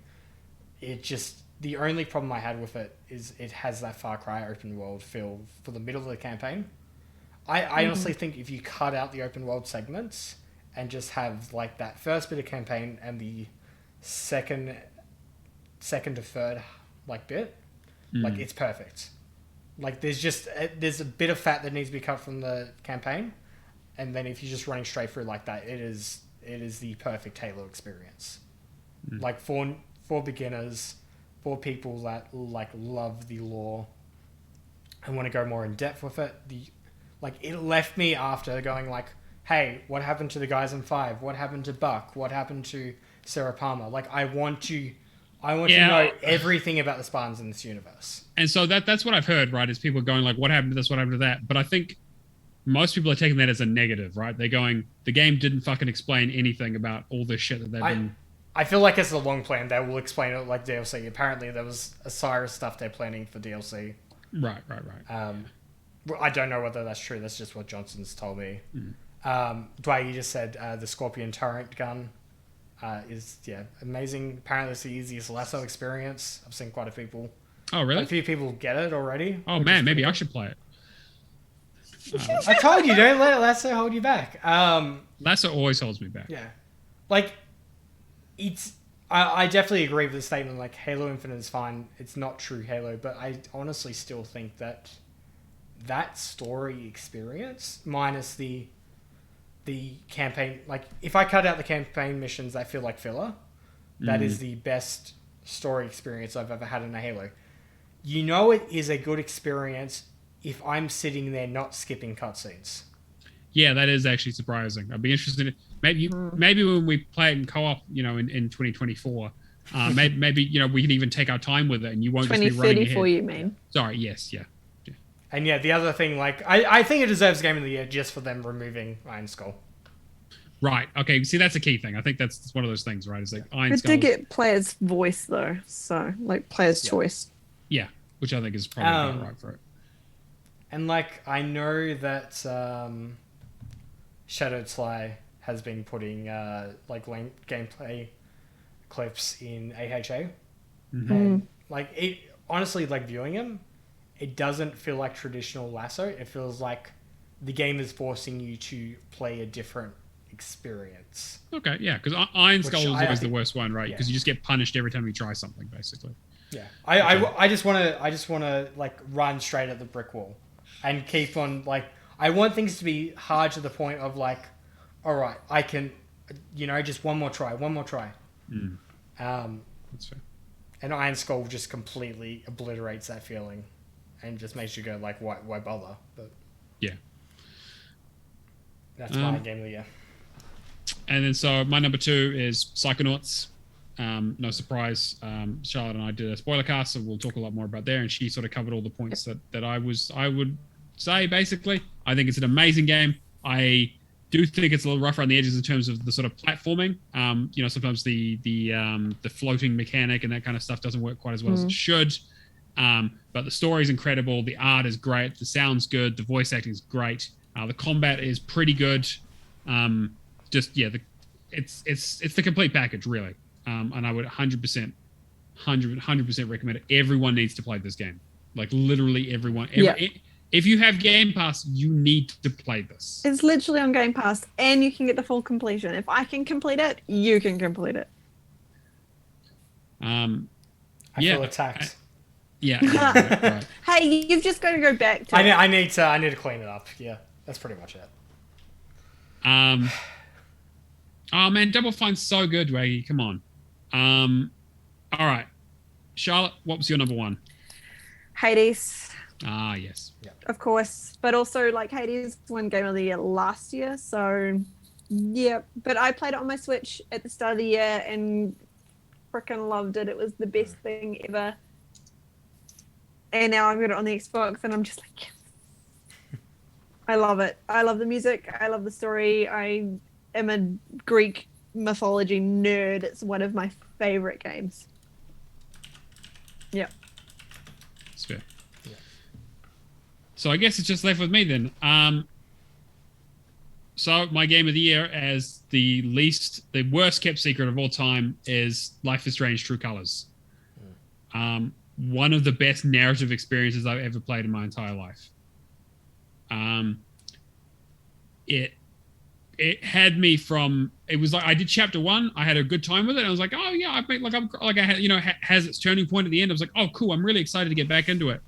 I was like, maybe I'll do like a chapter a night or something, or just, kind of spread it out a little bit. Because I was enjoying it, but I wasn't like super like, oh, I have to play this. I started chapter 2, and by the time I got to the end of it, I was like, I'm playing all of this. I'm gonna mainline this thing. I didn't even mainline it.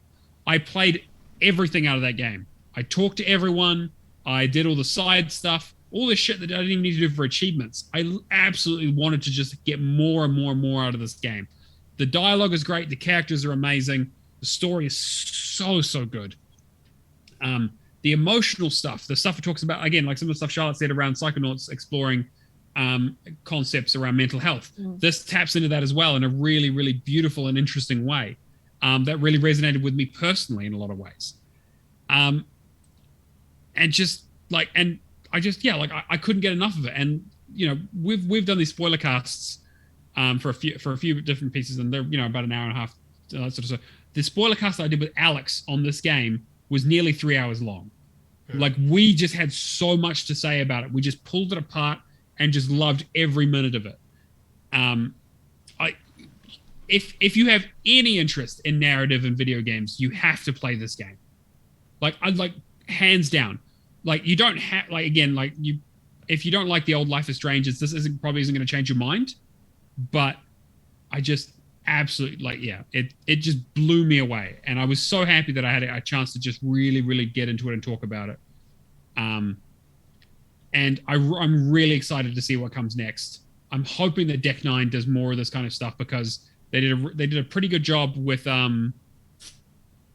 this, and Before the Storm was pretty good as well. It'd be interesting to see, because the second game, which was done by why am I forgetting the name? Ironically, I am too. I've totally spaced on them. Life is Strange 2 is pretty rough, but this was like a whole different thing. I don't nod. Thank you. So it was like don't nod, and because they also did Twin Mirror, which is also pretty rough, but they also did Tell Me Why, which I really enjoyed. So it's kind of been a mixed bag for them. Whereas Deck 9 just they fucking nailed it. And chances are, like in this true Life is Strange fashion, we'll never see we'll probably never see these characters again, right? You might hear about one of them being in the next one or something like that. There might be some crossover, like Steph is from from For the Storm, but it's just a beautiful, self-contained story that feels very real. Yeah, I could go on forever about it, but people need to play it. I'm interested to see where they take it from there. Yeah, I'm gonna jump into it. Over the weekend and see how I feel about it. Just because, you and Alex have really pumped it up for me. Dwaggy said Superliminal and House Flipper, which I think are pretty decent games, but probably not. I don't know about Game of the Year, but there's some quality stuff. It's like Mowing Sim, yeah? It just didn't quite cut it. Yeah, exactly, yeah. Wait, Goat Sim is not on the list? No, unfortunately, Goat Simulator came out a few years ago. Oh, damn. It was just a Flappy Goat achievement that really drove people away from it. Fair. Yeah. I guess that brings us to the end of that. So our collective games of the year are Hades, Life is Strange, and half of a Halo game. It's weird because I enjoyed it so much, but at the same point, I know there's so much still that needs to be done with it.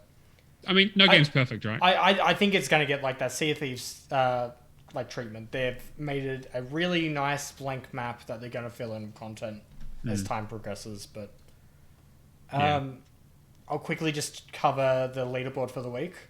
Yep. So number 3, we've had me 11,830 gamer score. I decided to just go visual novel crazy this week. Some really nice dragon. What is a dragon scaly? Scalies? Yeah, that was a weird scale thing. Yeah, that was a very weird game. That's a very fucking weird game. We had Red on 12,945, and we had Panda on 15,180. Oh, fantastic. Yeah. So I guess we do have a community question from the question asking extraordinaire, Isaac, who says, "Hey guys, lots of games these days seem to be games as a service and keep giving title updates to keep players invested. Some are easy and quick, like the latest Minecraft update, and some are grindy and time-consuming, like the most recent Microsoft Solitaire update. Yes. As achievement hunters, what is your opinions on games as a service, and which games do you feel do it best, and which do you feel do it worst? Thanks for the show, Isaac." Thank you for the question, Isaac. I've ranted about this before, so again, do you guys need time to think about your answers, or? I've got one right off the bat that I hate at the moment. Yeah, go for it. Rebellion. Zombie.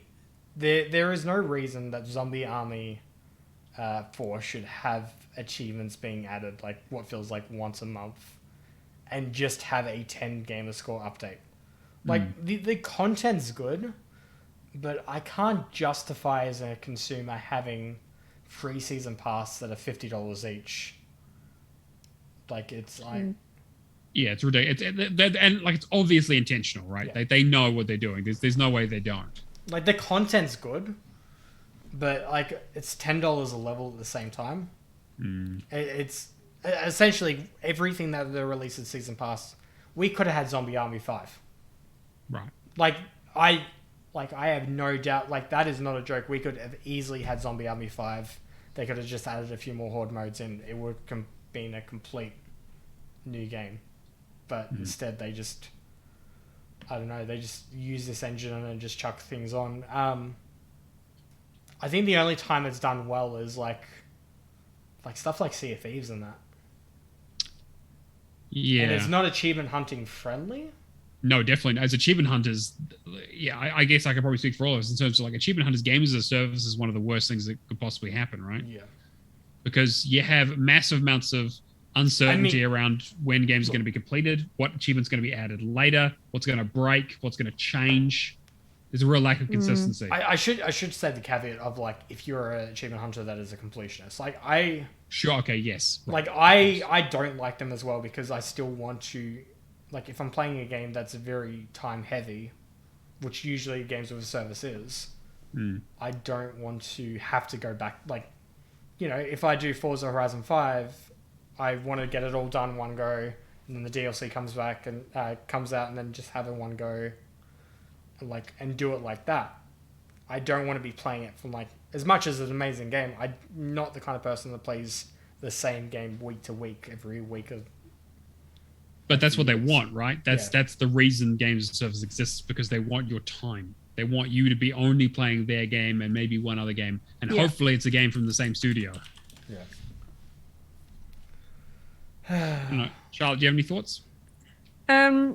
I tend to avoid games like that because I don't have any money, but two, there's only one game that I have, and I haven't really played it since I got my Xbox, and it's because I've got other stuff to play now. It was on my phone. If anyone's actually heard of it, I don't know. AFK Arena. It's okay, but it's one of those phone games that you can just go in and play, and you can buy stuff if you want to add stuff to it, and it will often help you and advance the game and get you further up the chain. But you can play it free. It just takes a lot longer. I have not put any money into it. I'm not invested at all. At all. In terms of playing on my Xbox, I just avoid them. I will not play them. If there's any games where I have to buy extra stuff, I'm not likely to play them. Because I don't want to have to do that. So I'd rather play my Game Pass games where I can do it in one and then move on to my next game. That's more enjoyable to me. I mean, if I found one that I absolutely fell in love with, I do like pirates. I am mildly tempted to play Sea of Thieves.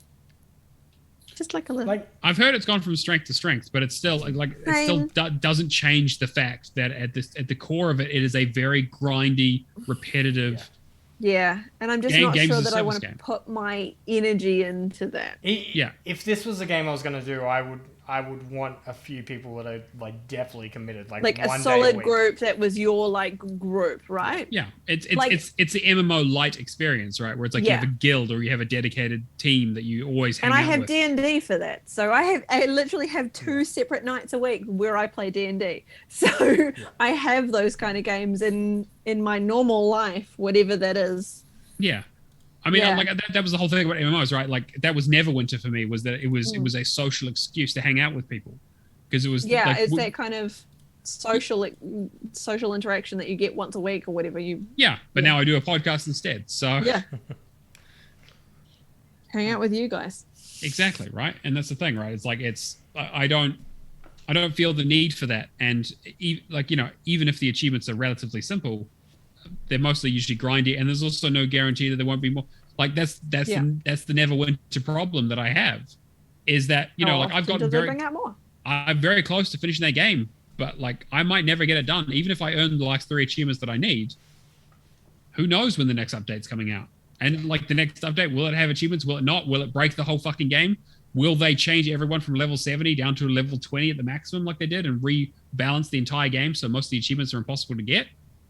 Who the fuck knows? If it makes money for them, sure, that's definitely what they'll do. So yeah, I have some strong opinions. I don't like games as a service, and I worry about things moving in that direction. But I always remind myself that indie developers don't give a shit about games as a service for the most part, and they also usually can't afford to do it, because it's really just a money-making machine. You need to have content on hand all the time. You need to have a strategy. I love an experience where I can play it, finish it, and then just never look at it again. And that's the perfect game for me. Yeah. Which is why I like my backwards compatible 360 stuff, because I'm I finish it, I'm done. Or it's hey, this game's got a complete edition.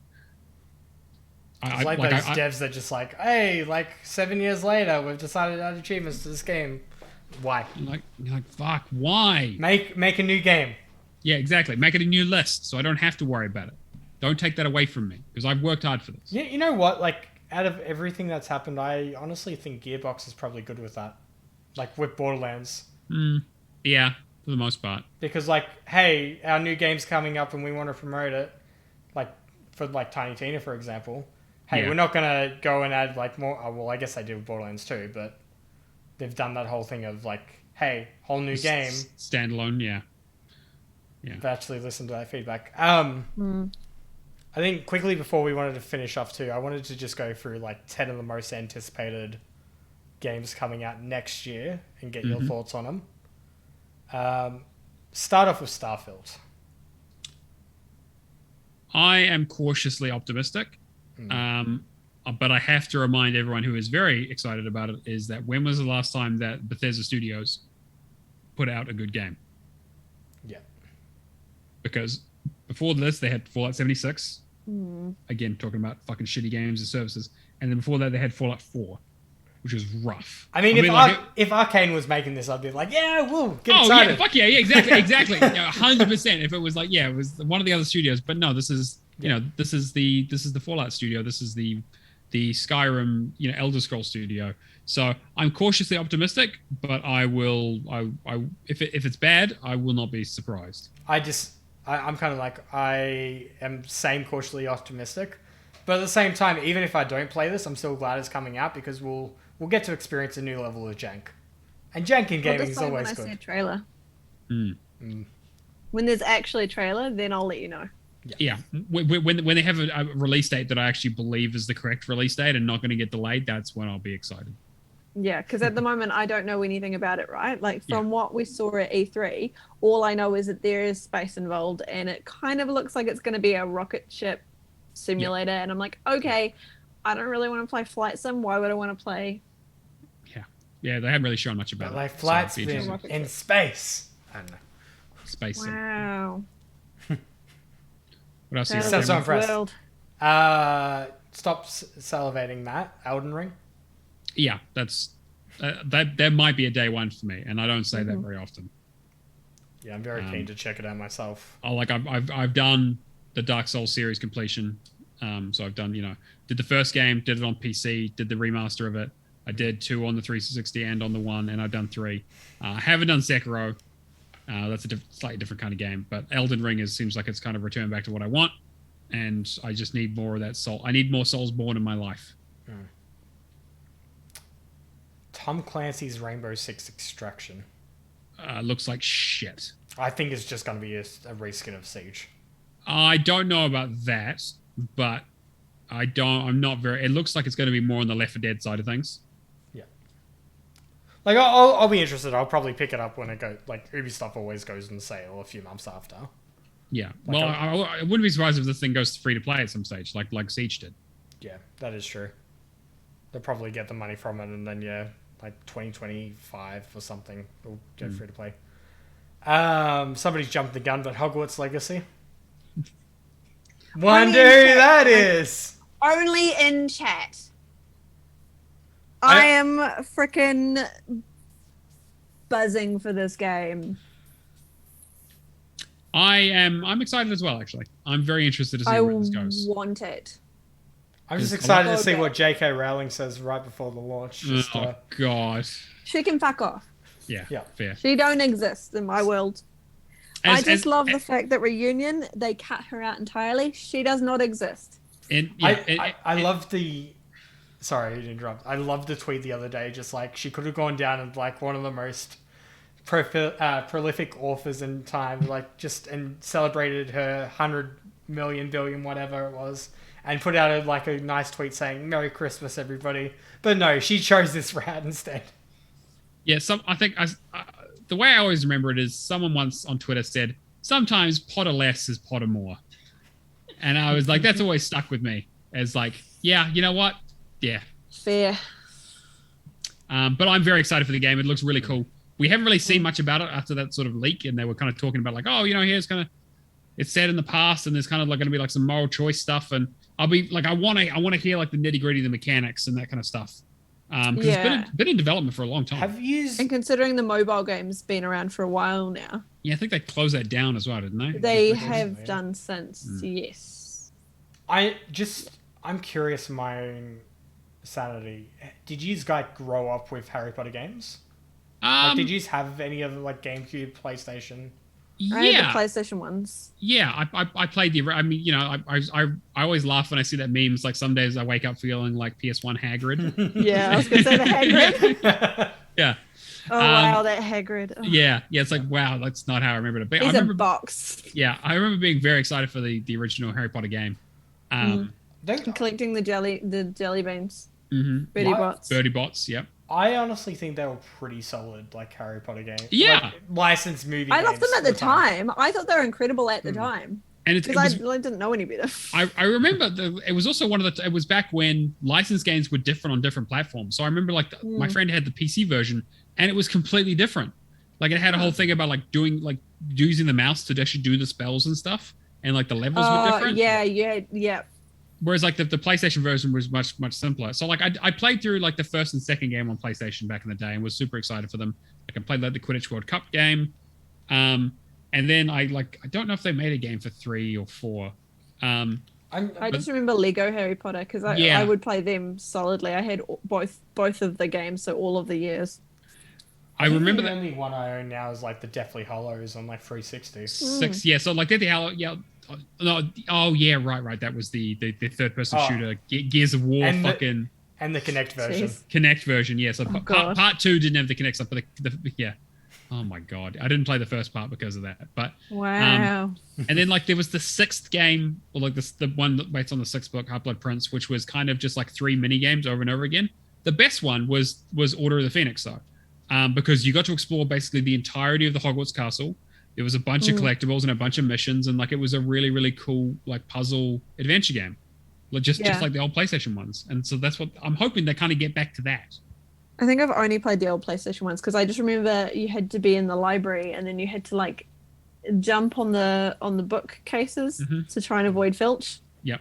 And avoid his light. Yeah. And you could pick up like limited time invisibility cloak stuff. Yeah, and you just had to keep finding the jelly beans. It's like really interesting to see how well it does. And you got to find the cards as well. Well, it's had like huge amount of hype, and it keeps being delayed. It's like, you know what? I know we just talked about games as a service, but this is one game as a service that I could probably see. Actually, like, oh god, don't give them ideas. I'm really hoping this is just a really good like 15 to 20 hour one and done game with maybe a DLC pack or 2. But you know that they're going to do something. Oh, like look, it'll be mobile game is like when it came out, there were so many added things that you could purchase. Please purchase this time to make sure the child isn't being strangled by the get this outfit. You can buy this outfit, and you can buy this pet to go with your outfit that you've just purchased. That shit's going to be in the game, right? It'll be full of cosmetic stuff and like little, 100%. But like, and you run out of energy. Oh no! Here, buy some more. I really hope that. Yeah, I really hope there isn't too much bullshit like that in there. But I'm sure there'll be cosmetic stuff because it is Warner Brothers. The tap and go games. Yeah. I'm getting nice feels. Oh. What else is on the list, Cameron? Lord of the Rings Gollum. And I mean, from what I see of the picture right now, it reminds me heavily of like Shadows of Mordor. Yeah, which I could get behind. Sure, I'll believe it when I see it. I'm keen, but it won't be day one. Warner Brothers has been kind of a weird spot. Like you've noticed that both of those games are Warner Brothers, and they've been in development for a long time, and we haven't really heard a lot about them. Yeah, I feel like they're just like. Somebody just purchased us already, so we can put money in these projects. Please buy our gaming division so we can pay the billions that AT&T have in debt.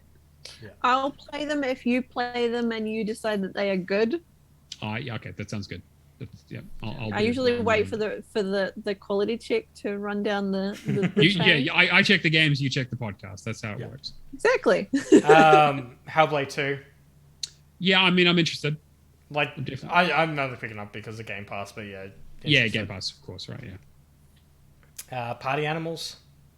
I'm keen. I just like the little kitty. It's cute. Which I want to be the unicorn. I'm ready for that unicorn so much. My only worry is it's going to be, it looks very Gang Beasts, and I don't know if that's good, Yeah, I like it. Well, it's like Human Fall Flat or Gang Beasts. Which direction are they going to go in? I think kind of is in between. It looks more like a Gang Beast because you're beating each other up rather than helping each other. Yeah. Helping each other. Yeah. Quotation marks for audio listeners. Catch us in 2022 where we absolutely hate this game. Yeah, we might do, yeah. Well, I mean, I hated Gang Beasts, so. Yeah. Gang Beasts is bad. Dying Light 2 Stay Human. Yeah, if it ever comes out, I'll be interested to see what happens. If it lives up to their promises at E3, this is going to be like a massive game for me. There is no way. But I'm very skeptical. I am bracing for disappointment. I'll tell you right now. It can only go up from there, right? See, I wasn't hyped for the first Dying Light at all, but ended up getting it day one just as I have nothing else to play. I just want to play something, and I loved every aspect of it.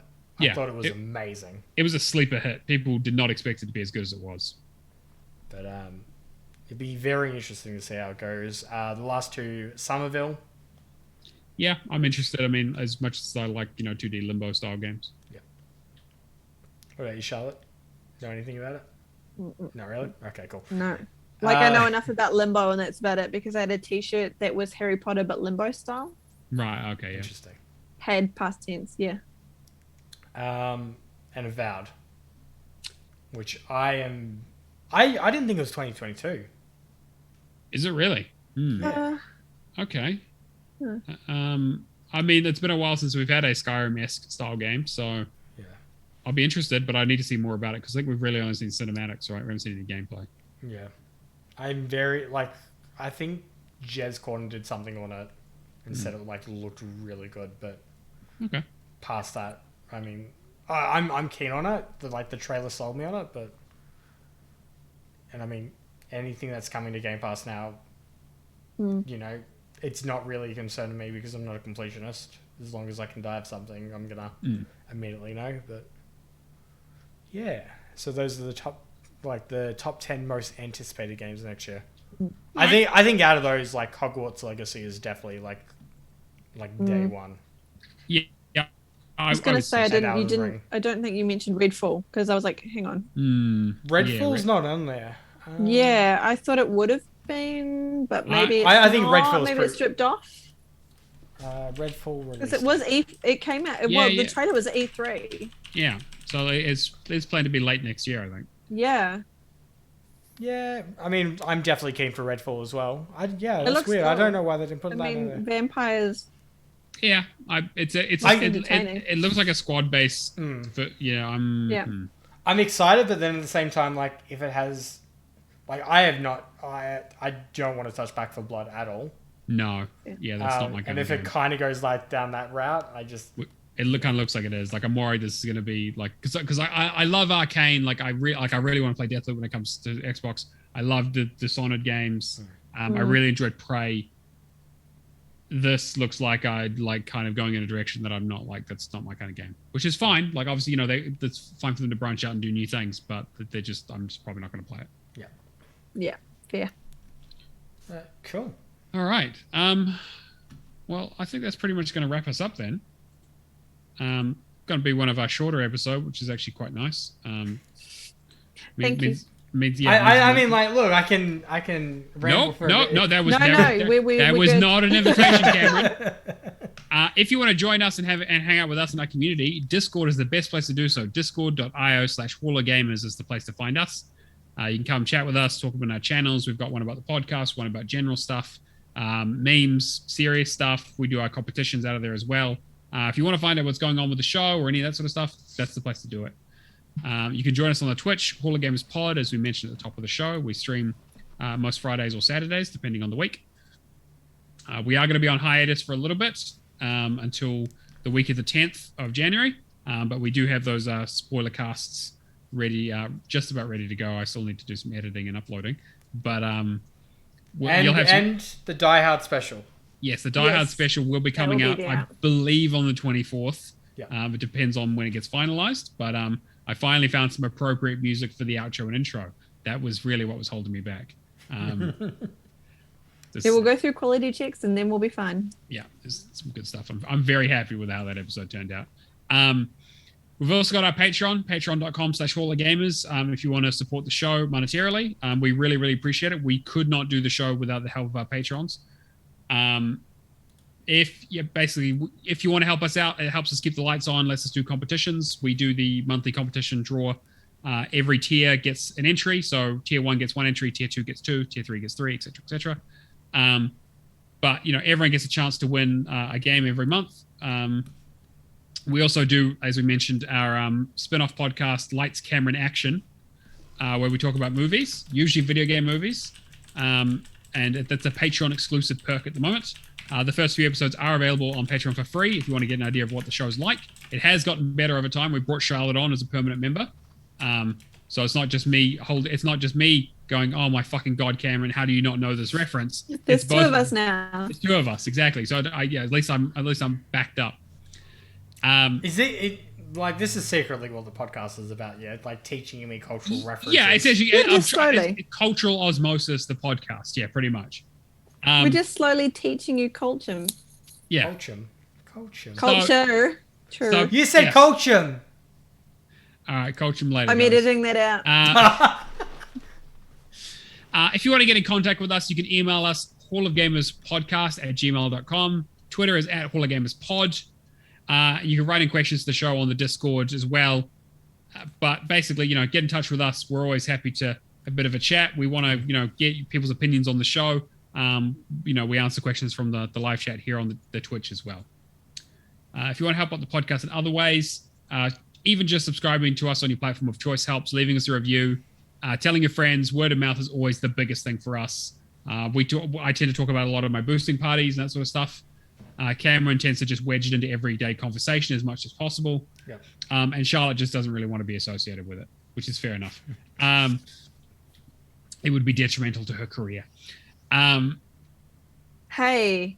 Yes. I keep my career separate from my outside life. Thank you very much. My podcast is on my resume. Yes, because why not? Never be on my resume. No This is not going anywhere near not. that. The fact that my boss found out about this podcast is bad enough. Yeah, I work for the government. It's not happening. So, speaking of getting a hold of people, Charlotte, where can people find you? At my house? I hope not. Please don't come to my house. I don't like that idea. Where is that leading? Jeez. I'm really scared. I don't know. On Twitter, I am AudreyLily8292, which is the same as my Xbox handle. On Discord, I'm either Char or Charmander or Santa's Little Helper at the moment, or Hog's Little Helper, I believe. Mm-hmm. That is basically it. I usually will go by Char or Audrey Lily. That's usually where you'll find me. That's okay. Like these podcasts, we have so many different names. That's hard to keep up with. I know. It's really Professor difficult. Pluto 1. Love it. Hey, Neomaster 2005. Oh yeah, that's is what it is. Cameron, where can people find you? You can catch me on Neomaster with 2 S's. Yep. Yeah. You can catch me as Shadowless Edge on pretty much everything, with a space or without a space. Yeah.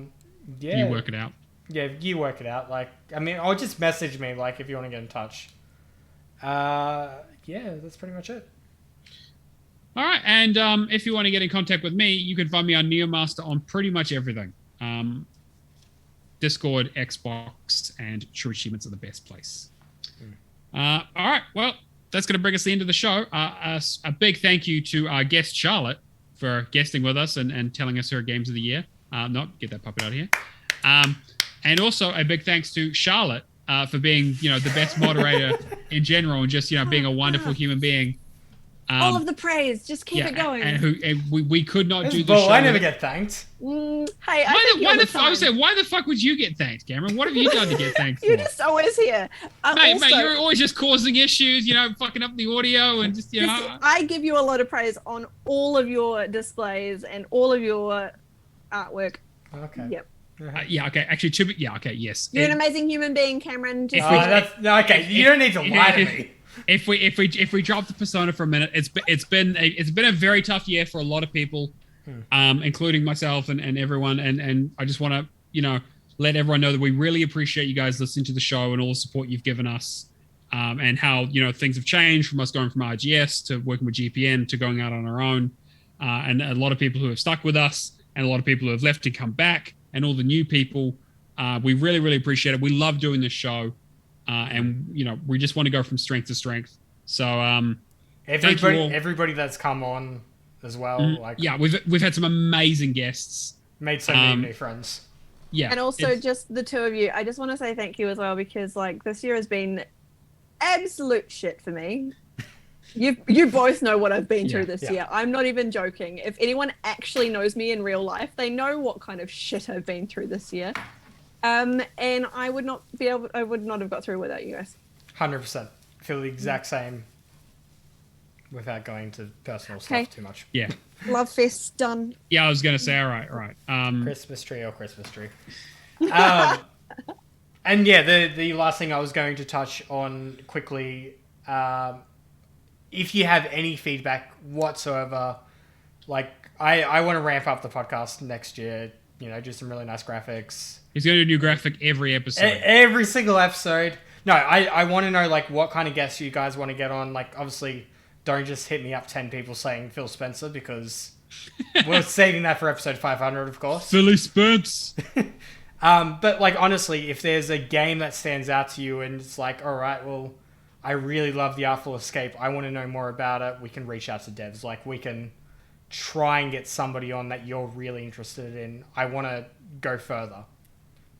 Yeah, and I was joking before, but Cameron really is the driving force behind this show. As much as I like to take the lead on hosting and chatting shit and that kind of stuff and the interview stuff, Cameron does all the hard work behind the scenes. He organizes the guests, he does all the overlays, he deals with the social media stuff. He's always pushing to make the show better and better, and I'm super, super grateful to have him on board to be able to do that kind of stuff, because he has a real passion for it, and he's fucking fantastic at it. Most of the time. And it drives me crazy. It drives me slightly insane, yes. I'm just here to run a show. I'm here to run a show and sing a song occasionally. And that's pretty much it. Without Charlotte's support on the moderating and editing side, and Cameron's support on the live streaming and social media side, the show wouldn't happen. And yeah, okay, sure, fine. And Alison wants to be thanked apparently for being moral support. Yeah. Trolling in the chat. Yeah, keeping the chat active. Ow. Hey, at least your girlfriend shows up. Yeah, right. Yeah, fair. It's all like, right, what? anyway. Achievements? What? Nah. Yeah, anyway, let's get this circle jerk out of the way. What do you got? And the very last thing, next year we will be running a new competition, because we had like one member of the community reach out and say we're going to fund another competition next year, and we have some really fun plans for that one. Yeah. So I'm really excited to see where we go with that, and we're hoping that you guys absolutely love it. Anyway, we've rambled for ages. That was episode 21. Thank you all for joining us. We will catch you guys next year.